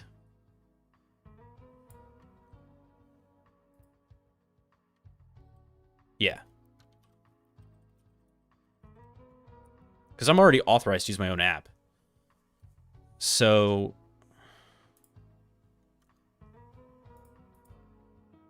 grant type is authorization code.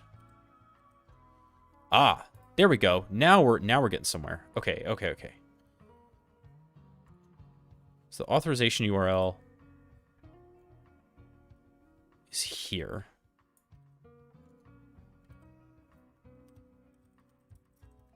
Okay, now client ID and client secret.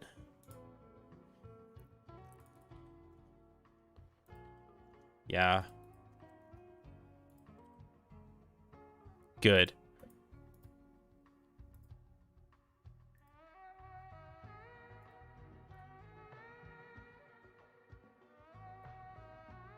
All right, I mean, it still asks me to log in.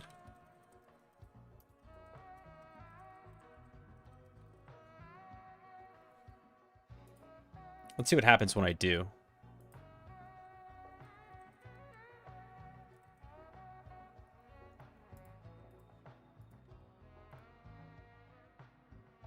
All right.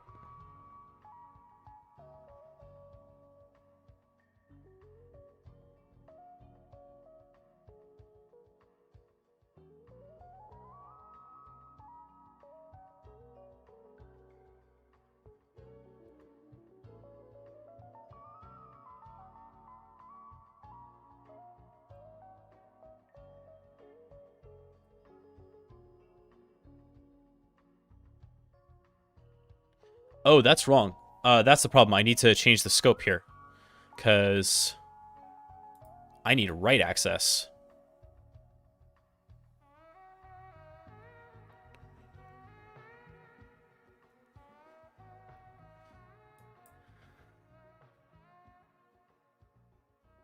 Yeah, we need a scope.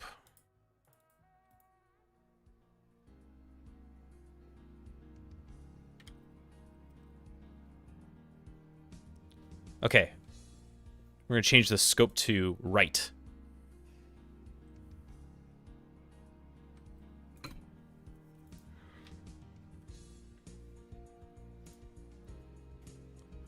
Notice how that changed this to read and write access. Allow.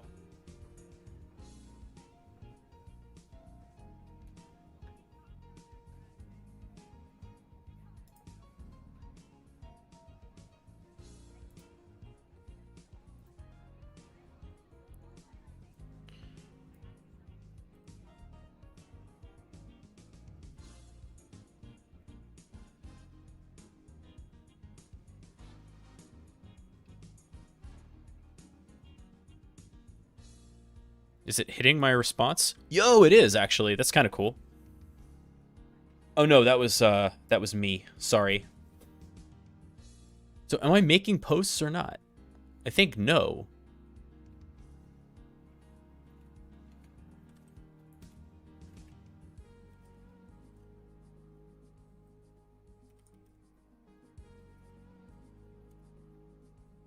No. Let's knock this one off.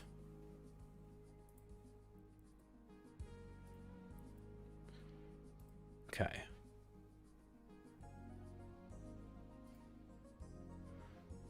So handle the callback request. So someone will redirect them to the OAuth to redirect that you set when creating your application. If there's an error, process the code. URL will contain an error query parameter. If the request is successful, the URL will contain code and state query parameters. You must verify the state value is the same. Yeah. And the code value can be used to retrieve an access token for the user. Step 3, retrieve an access token. Use your application credentials to Tumblr's OAuth 2 access token endpoint, which is OAuth 2 token.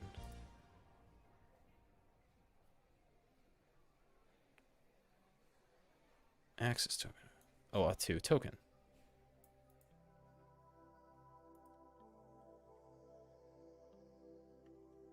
Yeah. Okay. So we've got authorize.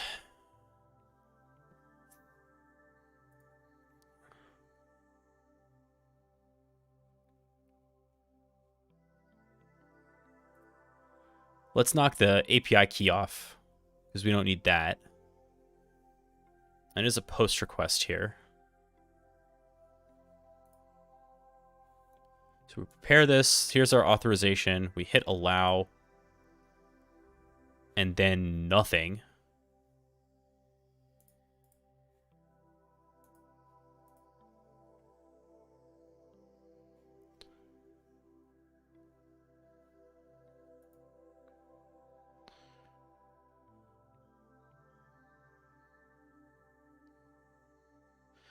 Insomnia will automatically detect a redirect in the client and extract the code from the redirected URL. Will it now? Are you sure?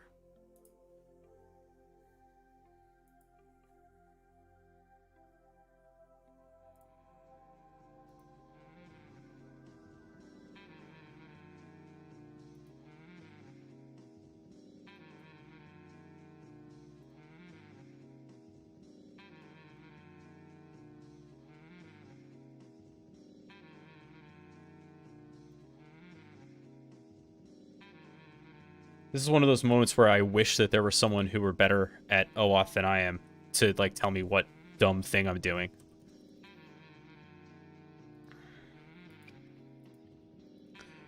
This is always the code that I like avoided writing. I would let, you know, the Google library handle it for me or whatever, because it's such a pain.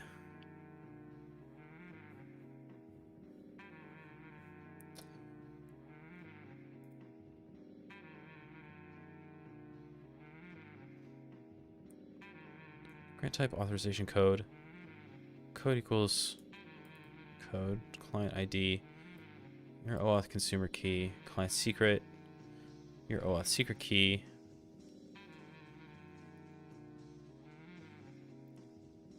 Client ID.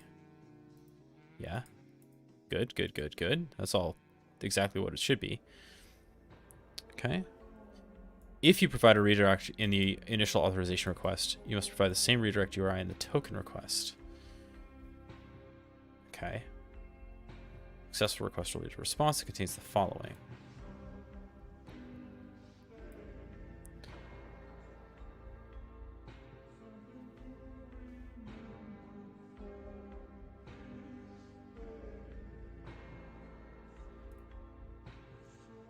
All right, let's break this down piece by piece. So we're going to change this. So our authorization URL, that's the first thing we're going to do, is authorize. This is good. Fine. What does this get us? 404. Awesome. What is it? Because it's API, right? Yeah. Step 1 is the authorization endpoint, which is this.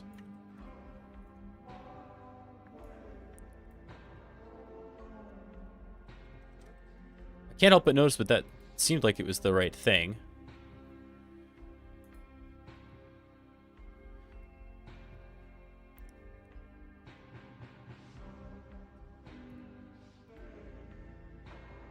It's a GET request with the client ID and response type always code. Interesting. Okay. So if we do this manually, it's a GET request. And let's turn off no auth, because that's actually not what we're doing. We're going to create this request raw. Okay, so the request parameters is the client ID, right? And that's our... This ended up being a pretty good lesson on OAuth, I guess. Right? The client's secret. Oop.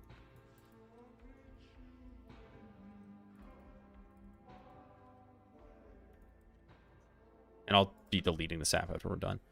Okay, so then... Oh, actually, you know what might be kind of fun? I can...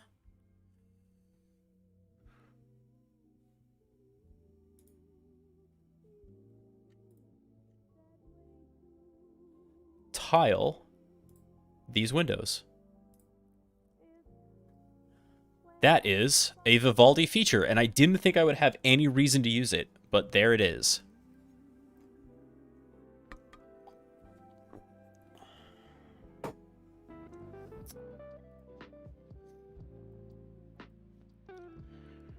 Okay.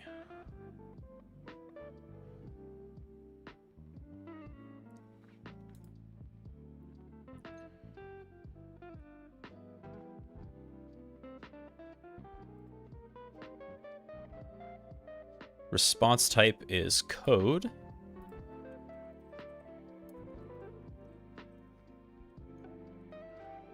Scope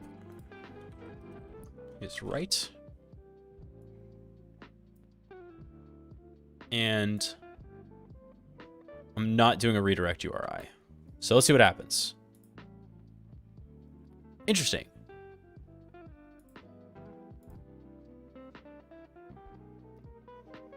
So I get a 200.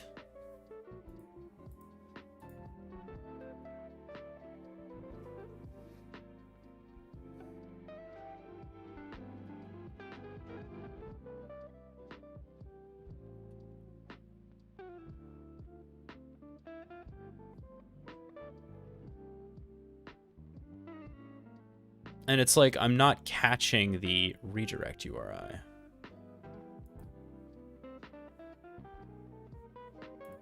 That I have configured here. Localhost 3000.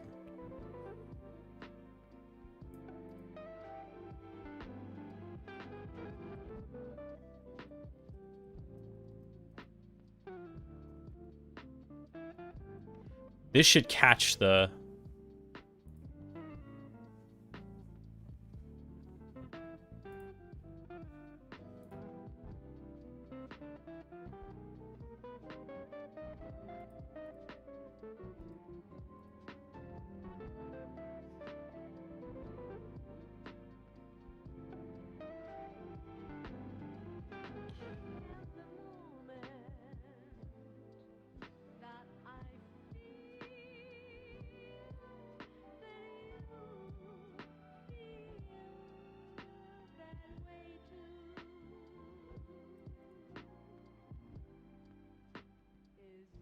So you get this 200, and then that's kind of it.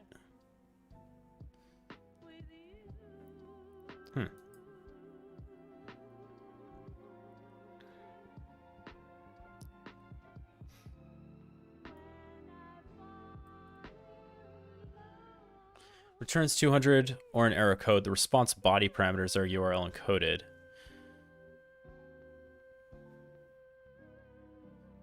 And the standard response properties are omitted.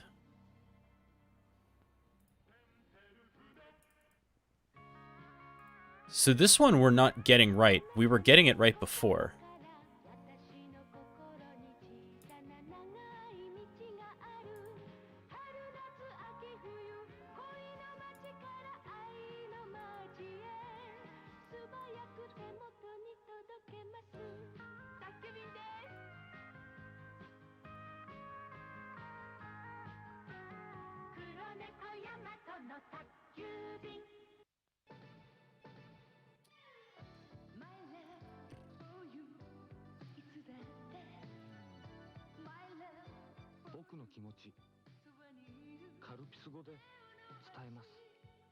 I guess we're getting it with OAuth 1, right?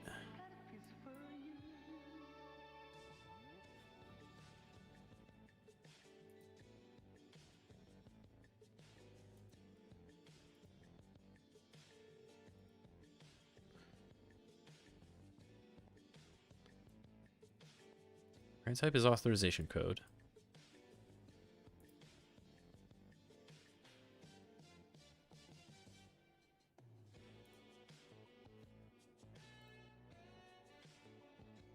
We got a 401 for implicit authorization.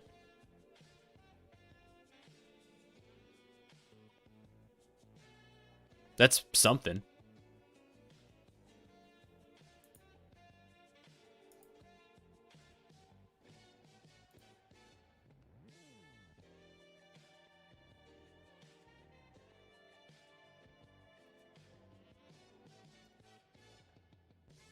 Yeah.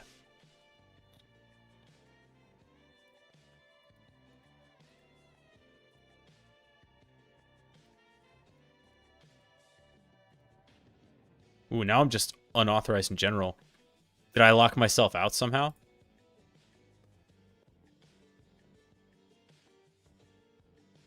It's possible.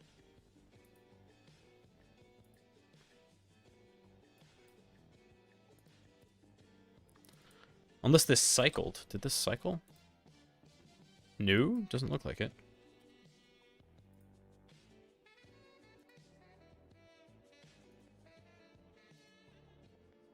This still works. Interesting. All right.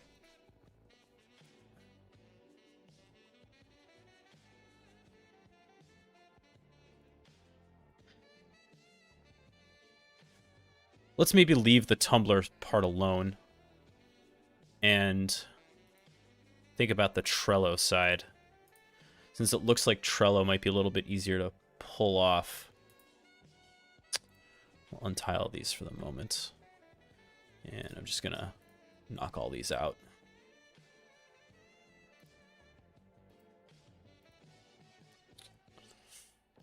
So Trello uses token-based authentication to grant third-party application the Trello API. Once a Trello user is granted an application access to the Trello account and data, the application is given a token that can be used to make requests to the Trello API on behalf of the user. The first is our authorized route. The second is via basic OAuth 1. Authorize client. Any API keys tied to a power up. Dang it. I don't want to do that.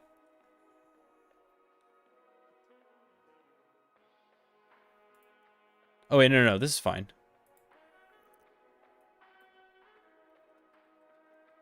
I thought power-ups were things that I had to pay for. Used to point to an HTML page that Trello will load onto the page as a hidden iframe, and then Trello will use it to communicate with your power-up. Only required if your power-up uses power-up capabilities. I don't think so.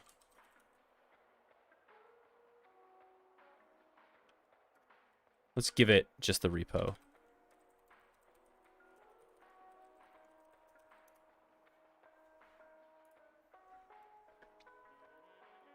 All right, so we have an API key. Once you have an API key, we'll use it to ask a Trello user to grant access to your application. To do so, you should redirect a user to the authorized URL. So again, this is the same kind of OAuth flow. Dang. So Tumblr and Trello may have been terrible choices for this, because both of them were hitting this OAuth issue. Once you have an API key, you'll use it to ask a Trello user to grant access to your application. And this is like the thing that we don't want to have happen, right? I mean, we can do it the once. Maybe that's the trick. We have to authorize the application first. But then we still have to catch the redirect. And it seems like we can't do that.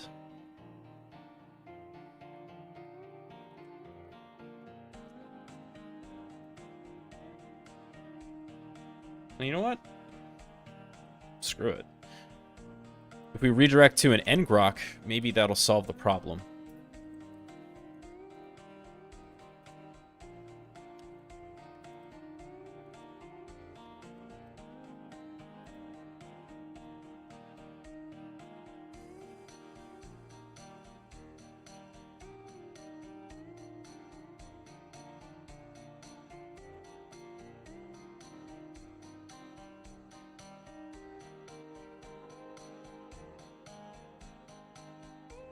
Oh, dang it.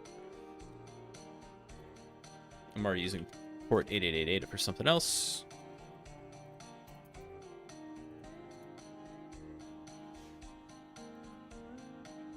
Okay.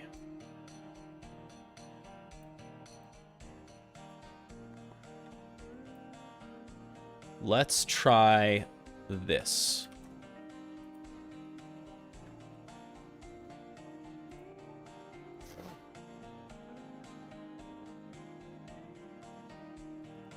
Oh, wait.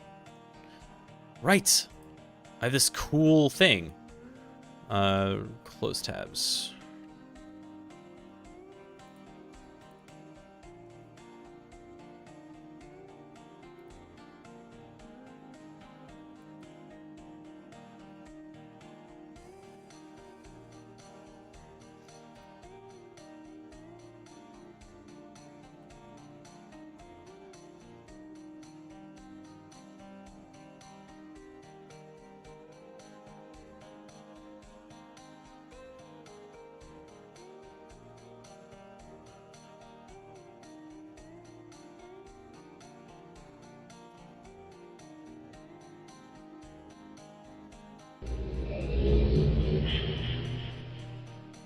Hey, mercenaries. Thank you so much for the follow.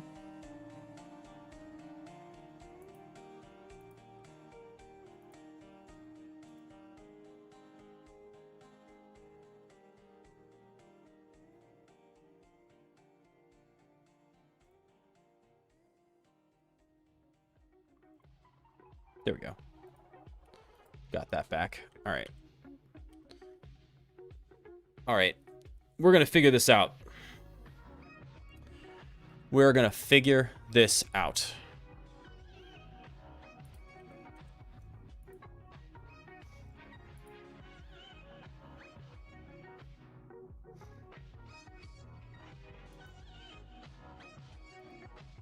close some of these pages that we don't need. All right. So first up, we need to authorize. That's kind of like first up off the bat. And, oh, right, we were going to modify our application to use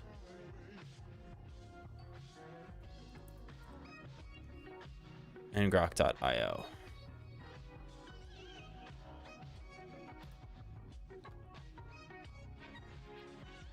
Okay.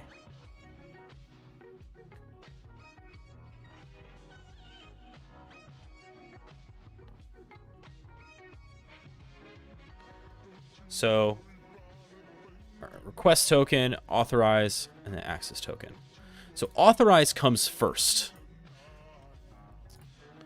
because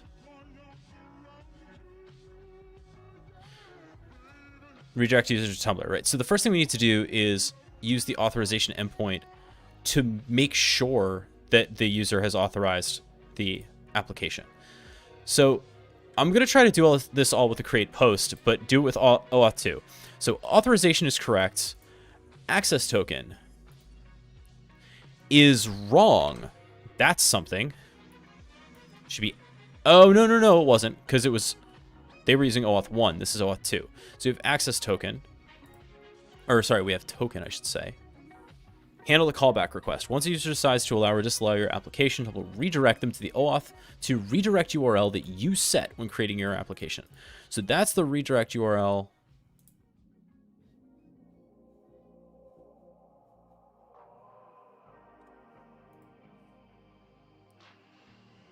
Here.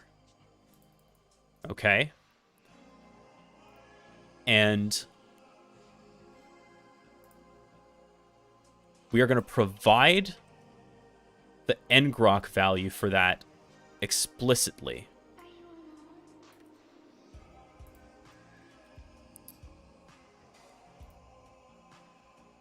Okay.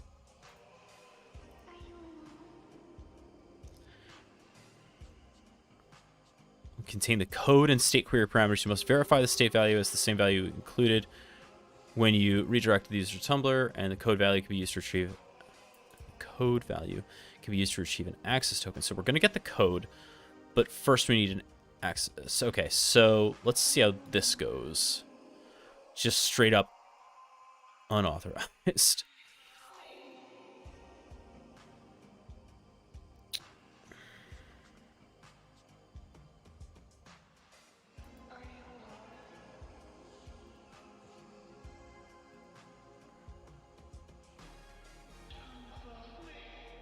Unclear why.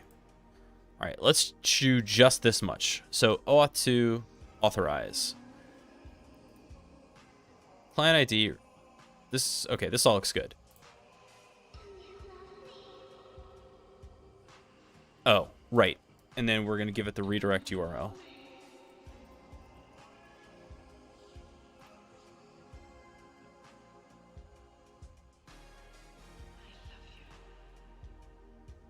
Nothing happens.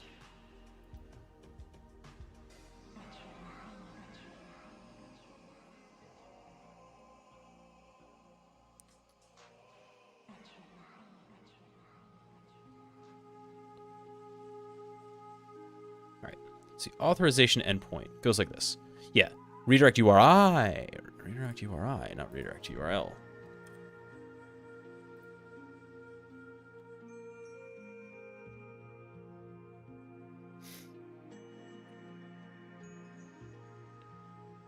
Oh, we're seeing a redirect URI finally. No traffic, though. All right, if I take this URL and just visit it, what happens? Okay. Allow. And then it says it's an invalid redirect.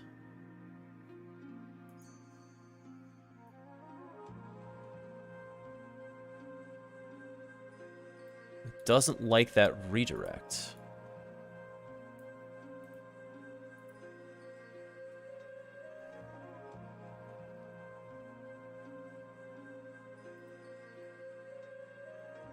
All right.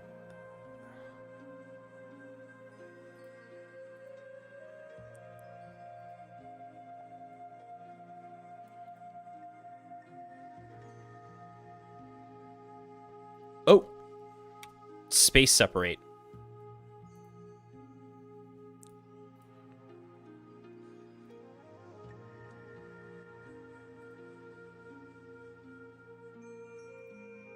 Oh, redirect URI mismatch is missing or does not match.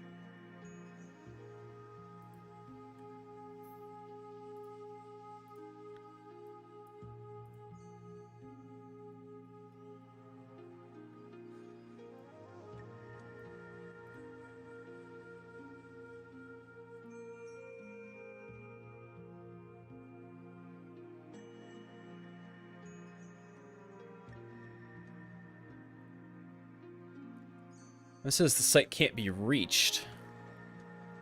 But for sure it can. Look, that works fine.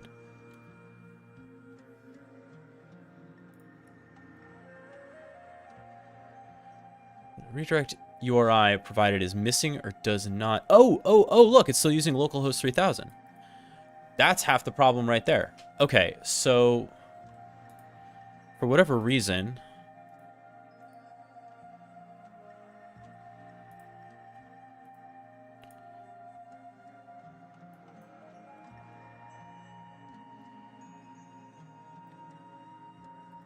all right, let's just give it the ngrok.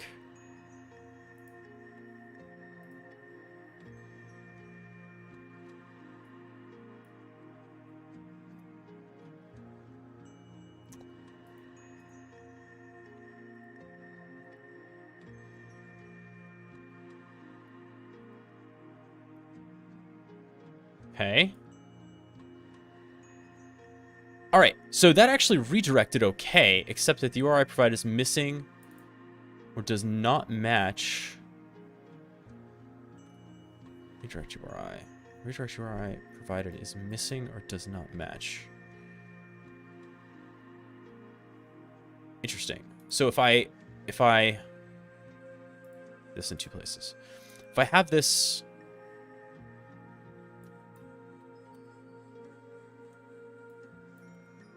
whoa. That shouldn't be necessary, but who knows? All right. Let's try this again.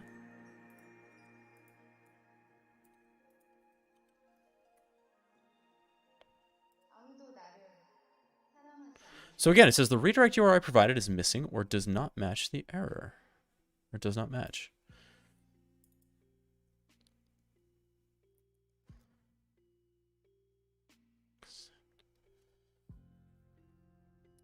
Is missing or does not match. What if I knock this off?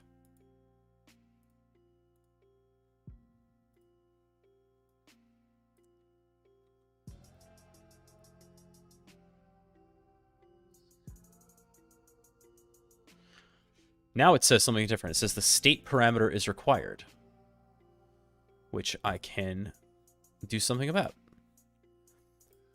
A unique value used to maintain state. Okay, state bar.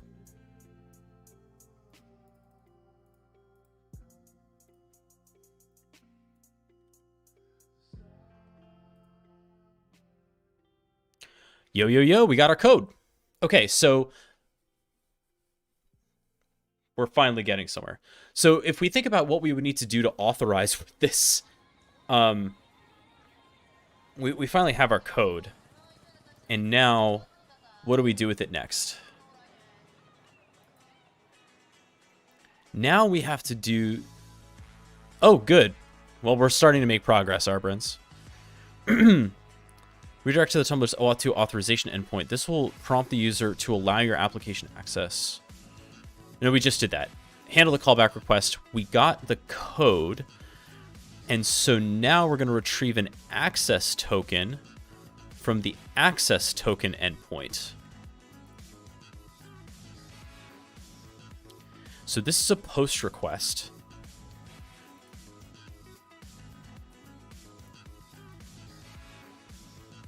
And so, whoops.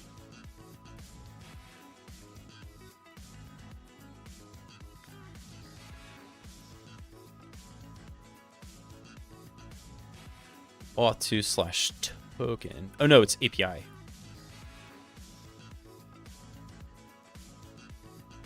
Whoa, the Guar, thank you so much for the sub with Prime. All right, let's make new. Let's call this OAuth2 authorize. Post request.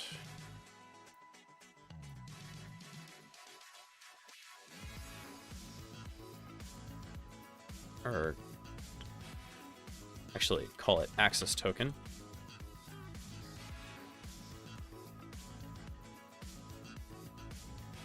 Awesome. And it is post. So then the body is going to contain. This is interesting.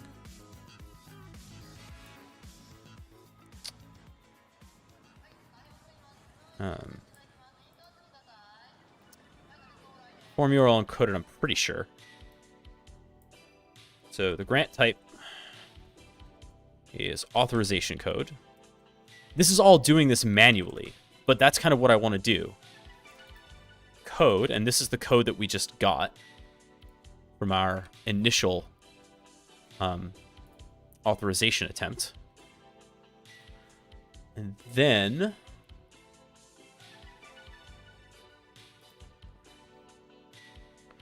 client ID, client secret. Client ID, client secret. If it was included in the authorization request. Client ID. Client secret. And then the redirect URI, which we will include.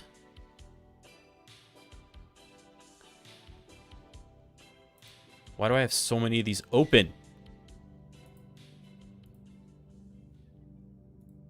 Oh, because it opens a new tab every time I click on it. Well, that's unhelpful. Okay. So the redirect URI is here. Here's our consumer key. And here's our secret. And then we're going to send this off and hope to God that this gives us a token. The grant type is unauthorized for this client ID. What? Retrieve the access token. Code, client ID.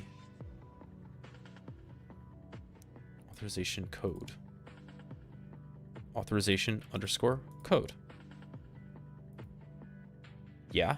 Form fields. Client secret. Client ID, client secret. Client ID, client secret.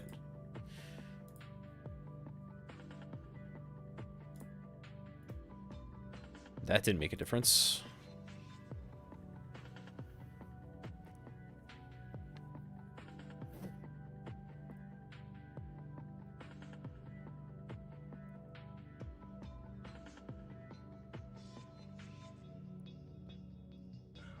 Okay, this was just trash. Let's knock this off. Right. So this was authorize. Get code. So this is kind of like step one, right? And let's rerun this. See if it works any different.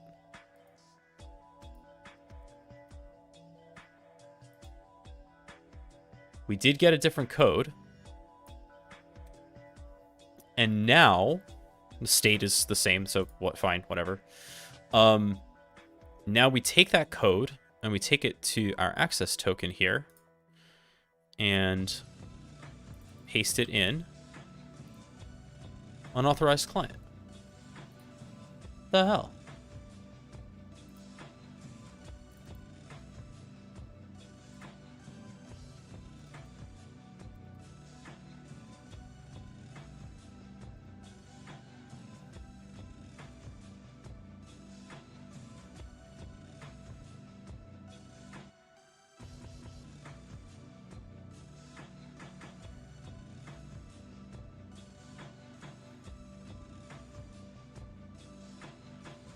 A successful response will yield a response that contains the following object.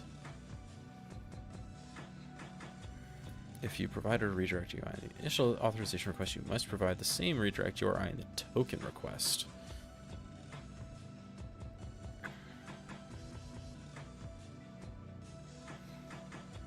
And then we get the token.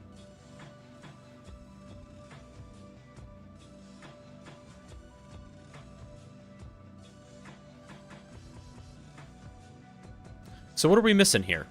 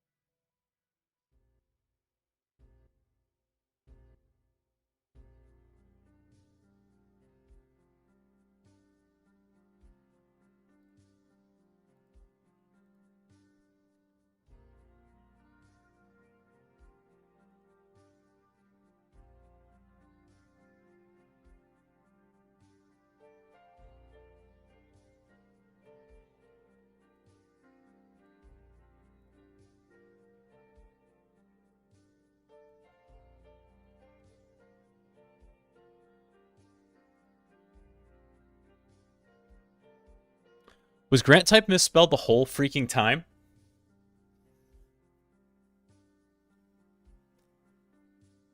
No, I just got it.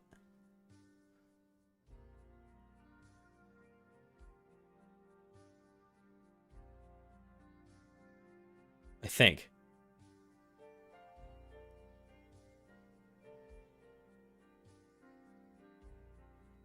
So I'm posting, and I send this, and I get a 200 OK.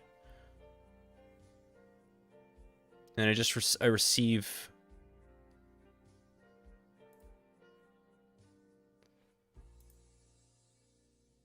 Oh yeah, look at that. There's my access token. I'll be damned. So now that I have this, can I create a post finally? And by the way, so in this case, this is going to be basic auth. Or no. Bearer token. My bad. So there's the token. And then when I send this, at long last, I have written a post to Tumblr via the API. Woo! You know what? That was a huge pain, but honestly,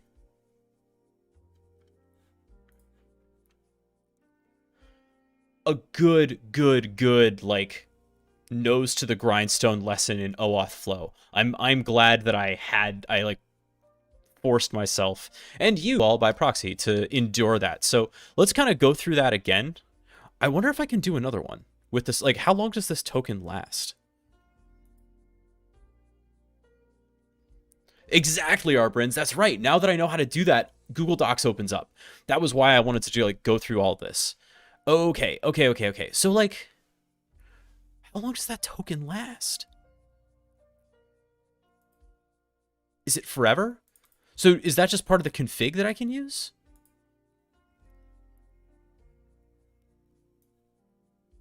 Oh, but by the way, notice that the title was just ignored entirely. I don't know if you noticed that. Let me try another one and try to make a title, because that was the other problem, right?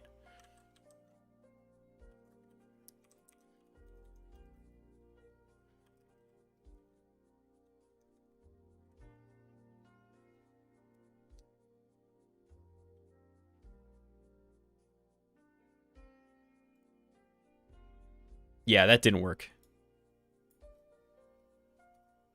Try title in the content. That's exactly what I was doing. And it did not like that one bit.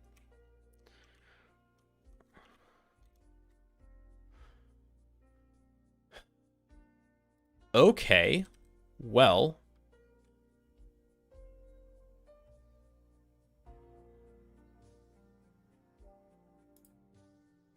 Type title, type text.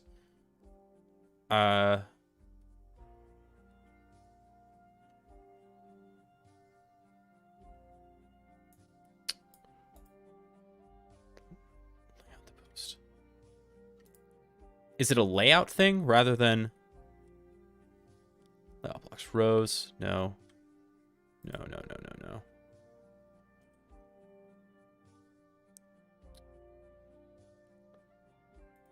Actually, you know what? Let's get the posts.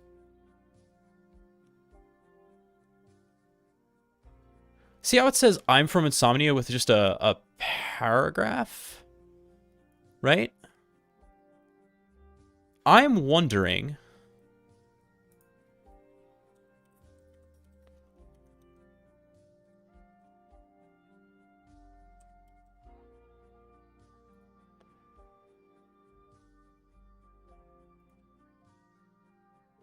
Nope.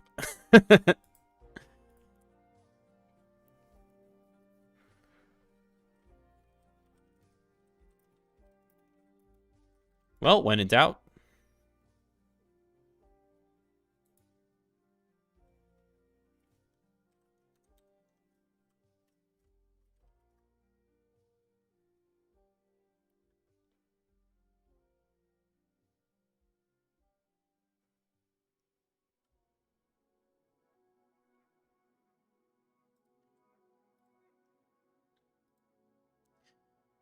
Text. You should type text and then the title. Oh, I see what you're saying. The problem is... Yeah, we'll give it a shot. The problem is... The content is like multiple kinds of... You can put multiple blocks of content in the same post, right? So I can't imagine the title would live here.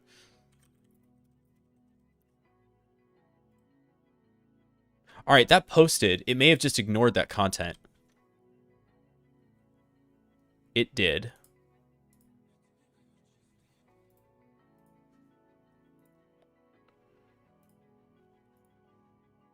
So it doesn't care about title.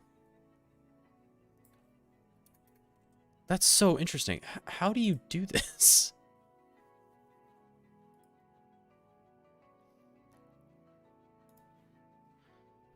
We need...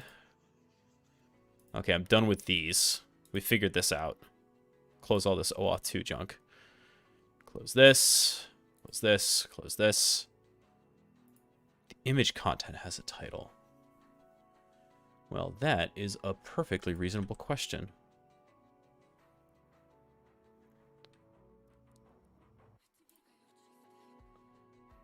Specification for NPF is here.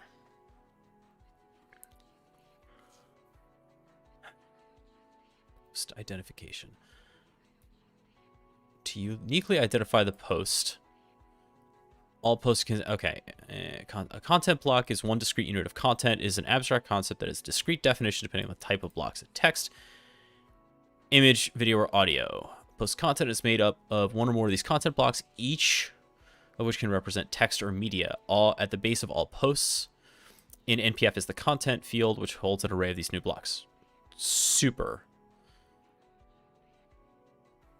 Text, hello world. This is the second paragraph, but the first.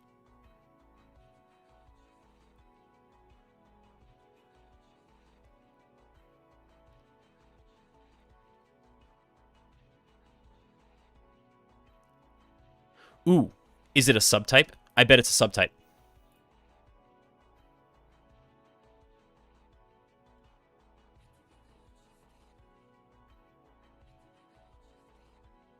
Wait, what? Text blocks.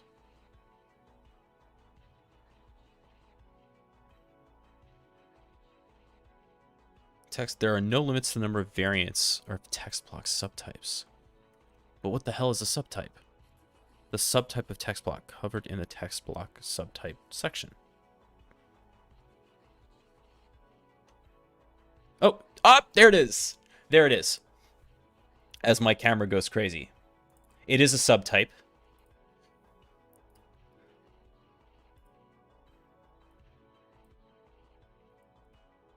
Okay, so now we're learning. Okay. So the first one is text API post subtype heading 1. Then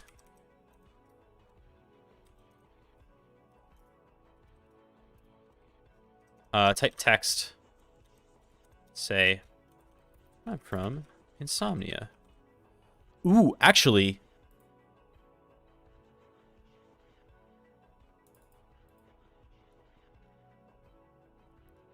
intended for short quotations.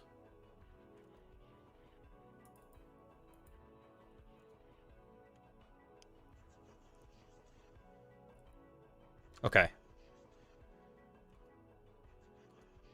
There's no reason to make the output a quote in that case, then.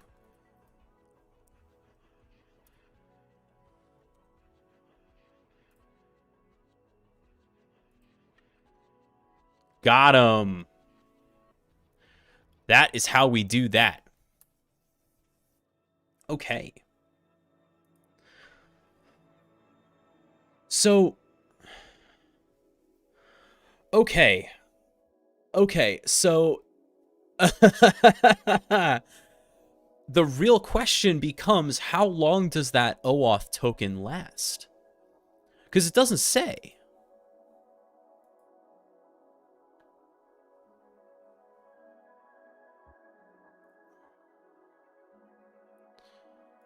Like when we got the token back.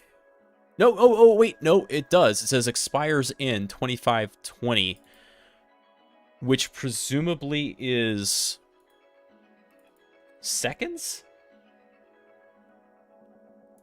Let me tear down the ngrok, because I don't need that up anymore.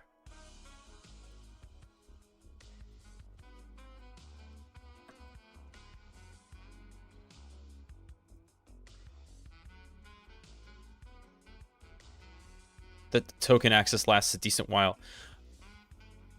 You think it's years?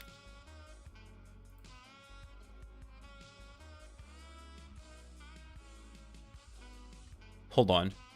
There's a refresh token that we can request if necessary, which actually doesn't suck.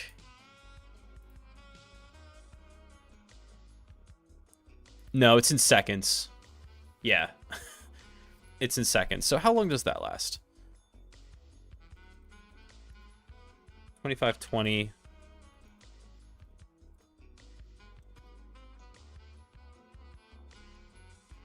$42 minutes.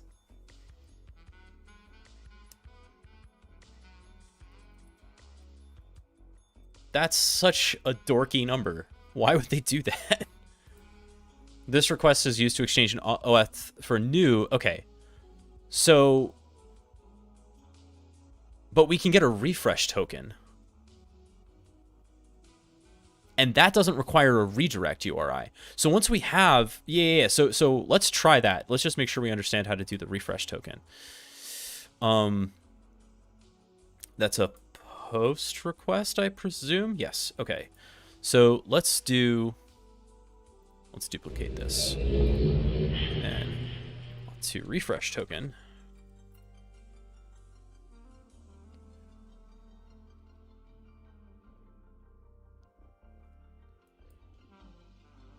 And what is that? That is... Oh, it's just a refresh.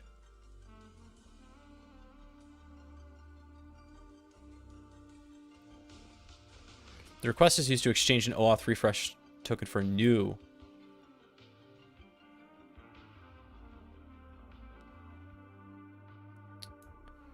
Oh, wait a second. Did we get a refresh token? No, we didn't. We just got an access token.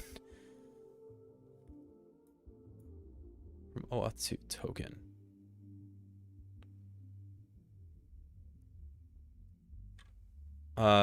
This allows you to...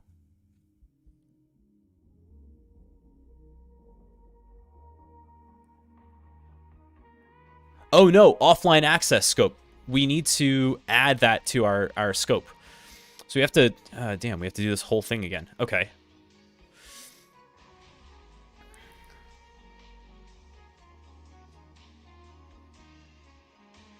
So when we authorize,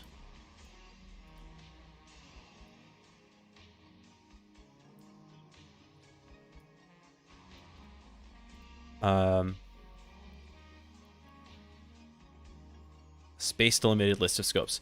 Yeah, so it's write, read, write. Actually, write is going to imply read. And then offline access, right? Okay. Let's bring... So we're going to do all this again from the top. And we're going to bring ngrok back up.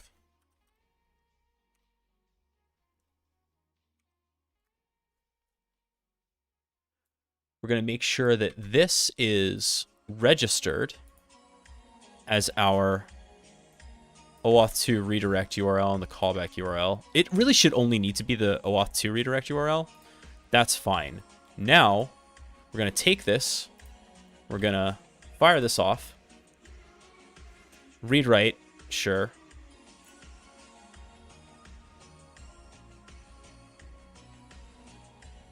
Ooh.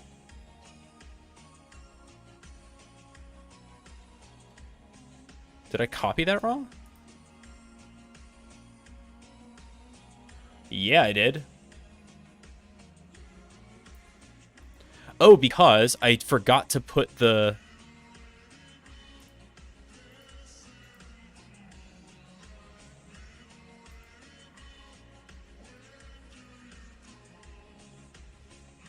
forgot to put the redirect URI in here.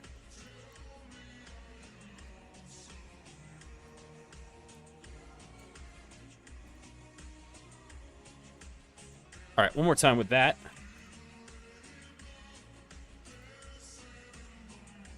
Uh-oh. Tunnel B37 not found.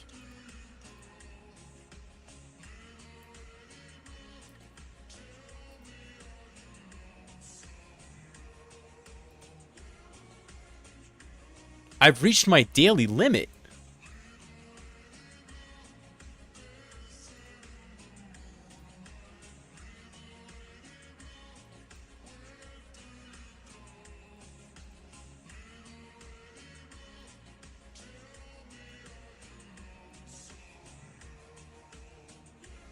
Well, that sucks. Okay. But you know what? That's fine. We can still write the code because now we understand how this goes. So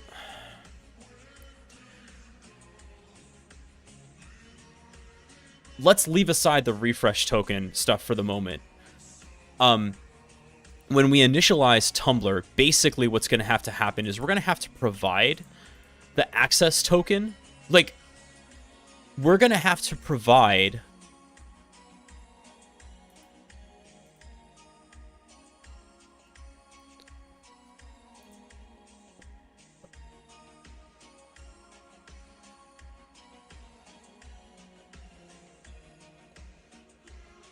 the authorization code, which gets us the token. I have 1,000 API requests per day, but there may be some other hidden limit as to how many changes to the API I can make, which may be what's going on.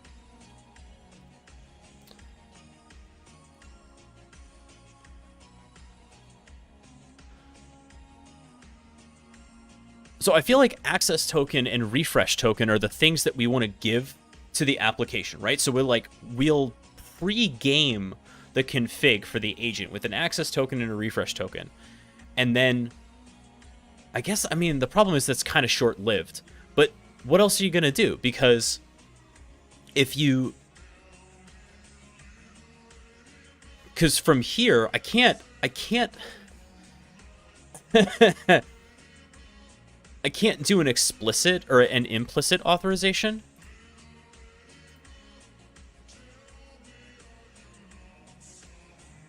Right? I can't do an implicit authorization. The only way I can do it is an authorization code. Right? So that means that I have to have... Yeah, I have to have an access token to start. So it is time limited.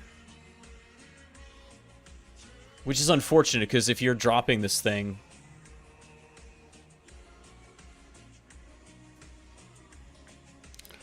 Unless we say, forget it, and... I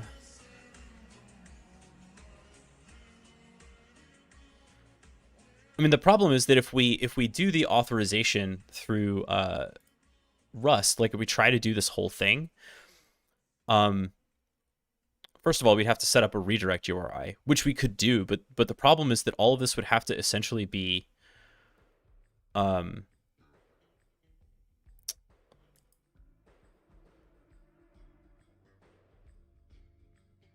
whole point of this authorization is that there's a user approval component, right? Which is really tricky to do programmatically.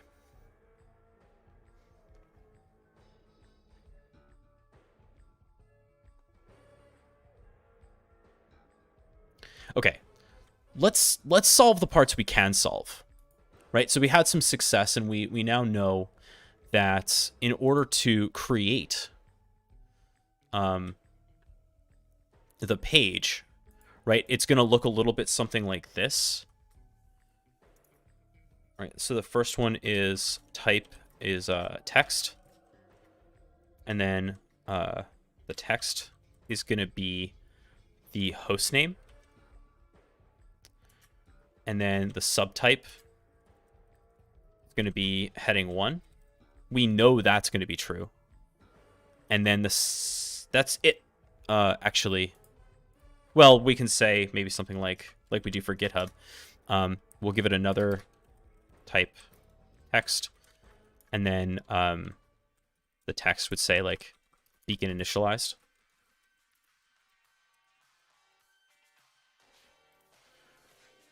That's a detection. But whatever.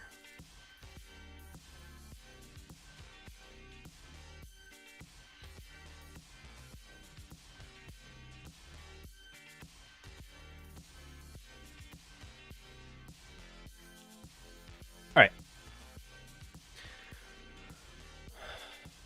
right. We will not say... I'm not creating an issue. We are saying...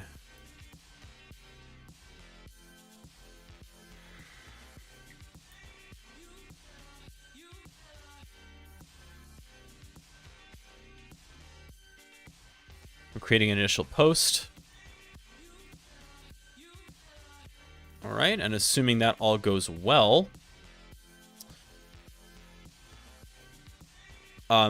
we don't... Here's the thing that's crazy. We don't need anything back.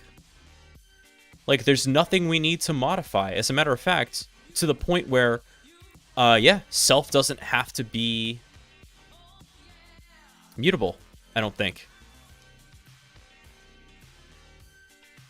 When you, in Rust, when you borrow or when you declare variables, you have to explicitly say that they are mutable or not.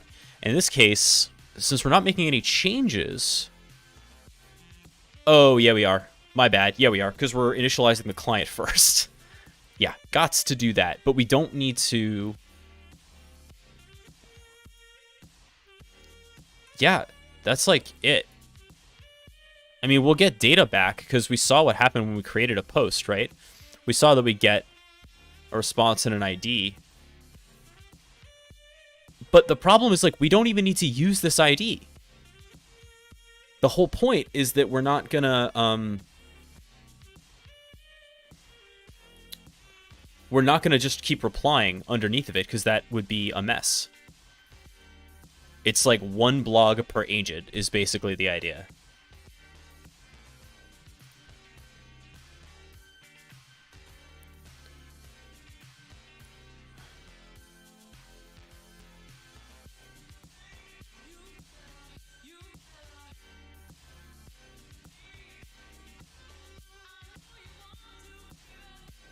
So this is fine, but we don't need to do any of this.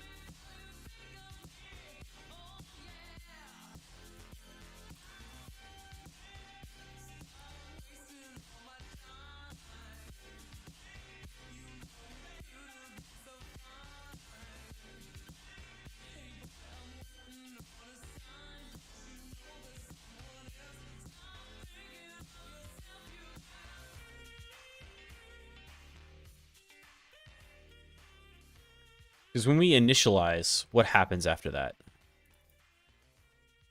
Channel.init happens.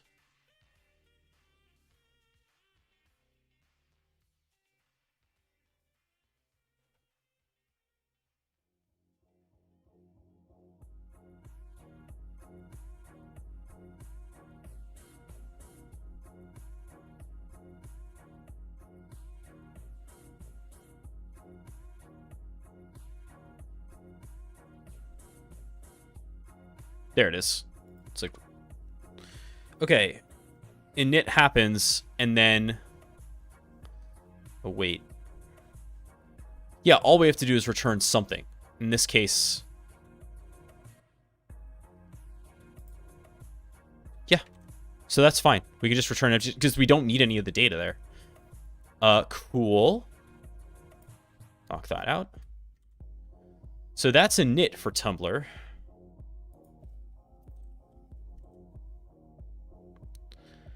And then we need to do receive.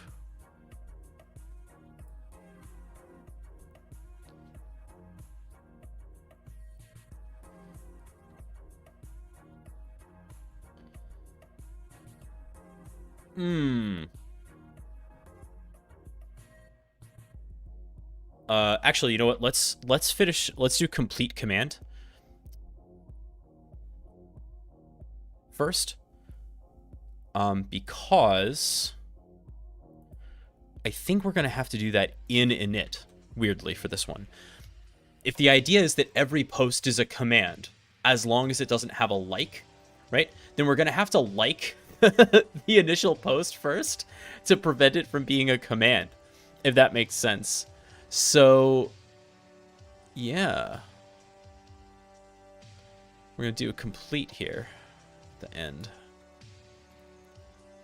All right, so our complete, the command comes in. We don't need a repo name. We do need the blog ID, though. Blog ID.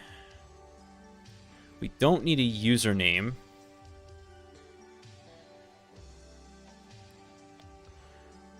Or a comment ID.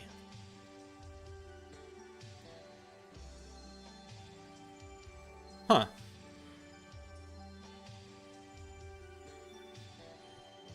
Oh, but you know what? We will need a post ID, which is kind of the other thing, right? So the post ID is going to be here. Post ID. It's command.rel. And like I said, command.rel is a thing that's on every command that we can use to connect it to, whether it's a comment on a GitHub issue or a to-do in OffensiveNotion or in Notion. And in this case, it would be the specific post. So the post ID here, and then the difference is we're going to like the post. That's what we're doing with the URL, with the API this time. Retrieve blogs likes? No. Post.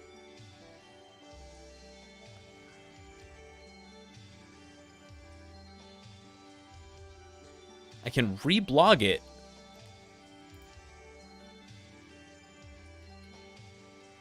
But I can't like my own post via the API? Hold on.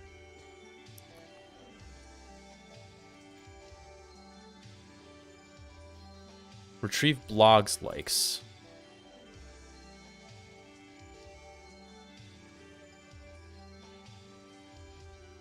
Reblog a post. That's legacy. Editing a post.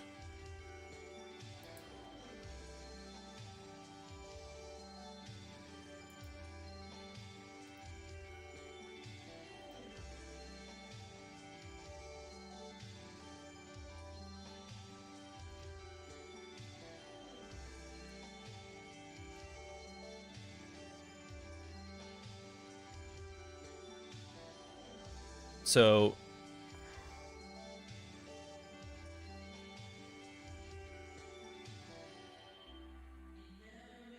oh man,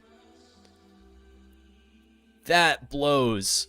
If we don't have, I mean, whatever. If we don't have a way to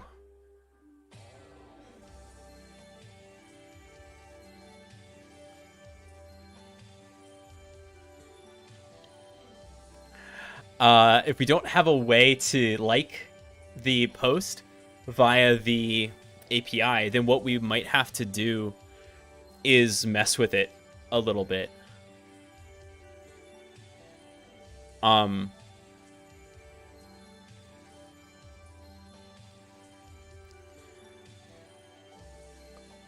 and put a rocket in as the content. Oh, man, that's actually really funny. I think that's how we're going to do it.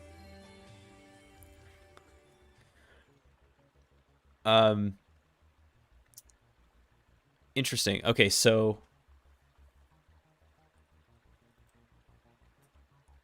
we can edit the post, right? So blog identifier, post ID, /blog identifier. Yeah. Okay, so our complete command, the URL is going to be the URL base /blog ID / what is it? Posts /post ID. Right? Yes. Okay.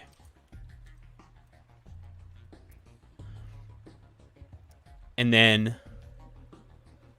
our body, that's so amazing, is gonna be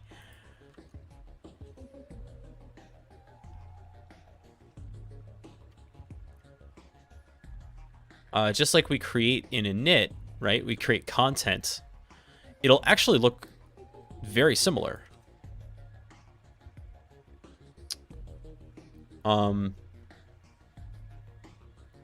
Actually, this is something that the headings can help us with, now that I think about it.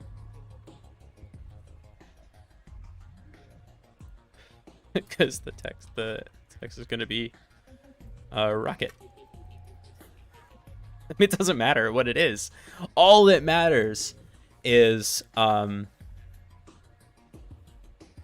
it doesn't contain this. And that's how we're going to match our commands. And then the text is going to be the command dot feel free to complete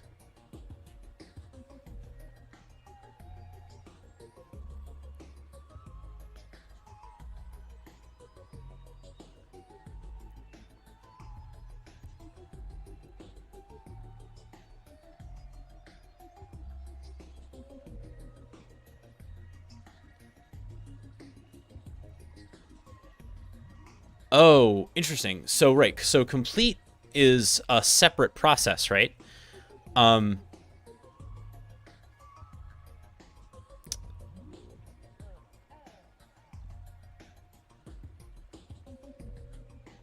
In this case, complete can't be a separate process.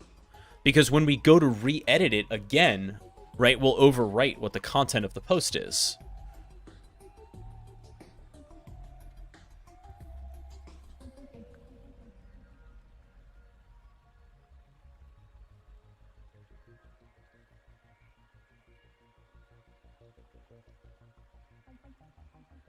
Yeah, because it'll overwrite. It won't. So actually,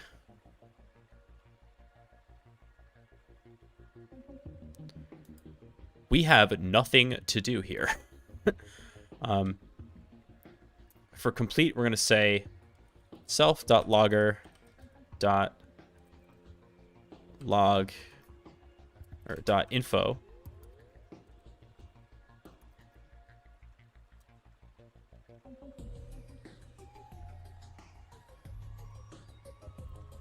Log out.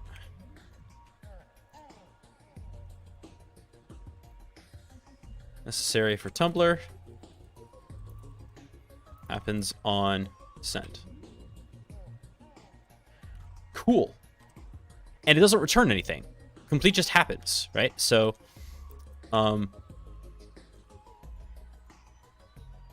yeah, that works fine. So then send is going to get interesting.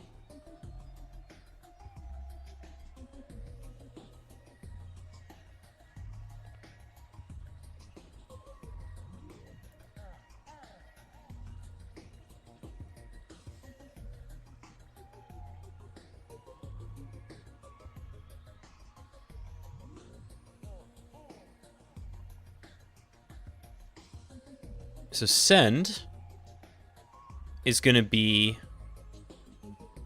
the comment ID and the data. That part works out still, except that it's not a comment ID. It's going to be the post ID.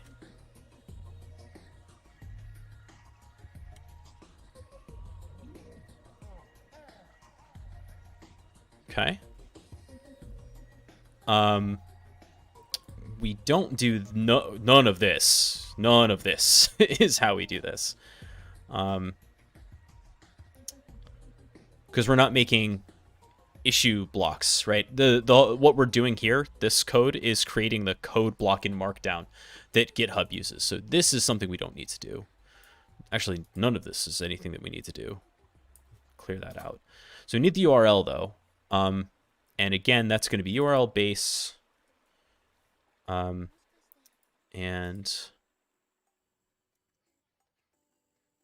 say let log ID will self.config.blog ID. Perfect. And we already have post ID. Clear that out. URL base slash blog ID slash posts slash post ID. I know we had that there. Okay, so that's good. And then the body is actually going to be closer to what we had up here. So we're going to do a little copy pasta for that. Get rid of this. Ah, why are you tabbed out over there? All right, I'll finish this function and maybe call it a day. So the content is here. Yeah, we're going to turn this into a rocket. And then the subtype, and then the text here will be the data.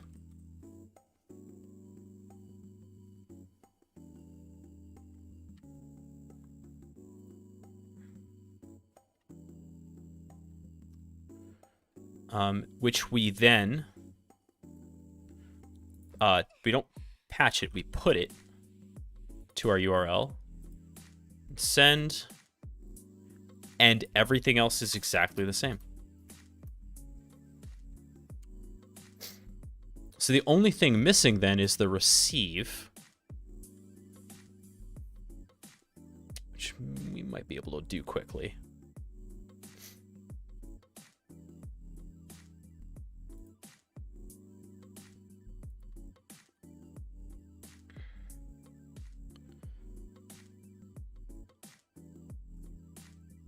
I'm trying to do these in order, so it goes init, receive, send, complete. So here's receive, and here, see, we need to get posts to clear this up. So I'm going to put this in here, but I'm going to mark it as a to-do.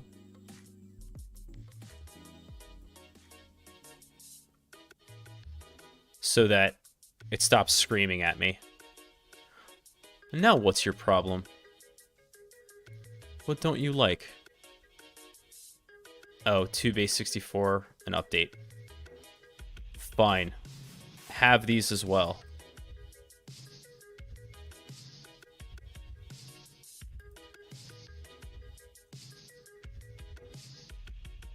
Now what?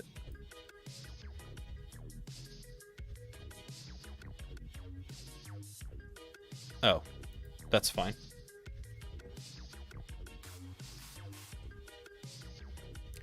I love to see no red. All right, so a little bit of malting with the Tumblr authorization API, but honestly pretty good. Worth that. I think it was worth that Sturm und Drang, because now I feel like I have a much better handle on the OAuth flow in general and how it's going to work for stuff like this in the agent. So the trick is going to be that that token is pretty short-lived. So like, how do you deal with that particular issue? And I don't know, other than You can...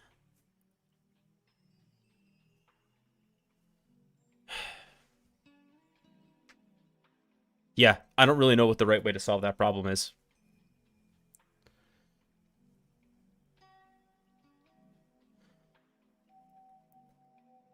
But that is a problem for another day. So we made some good progress here. And so to record it correctly, goodbye, Ingrok. We will git commit am start Tumblr channel. And we'll push that. All right, pretty good night's work. Well, friends, that's going to do it for tonight. Thanks so much for hanging out.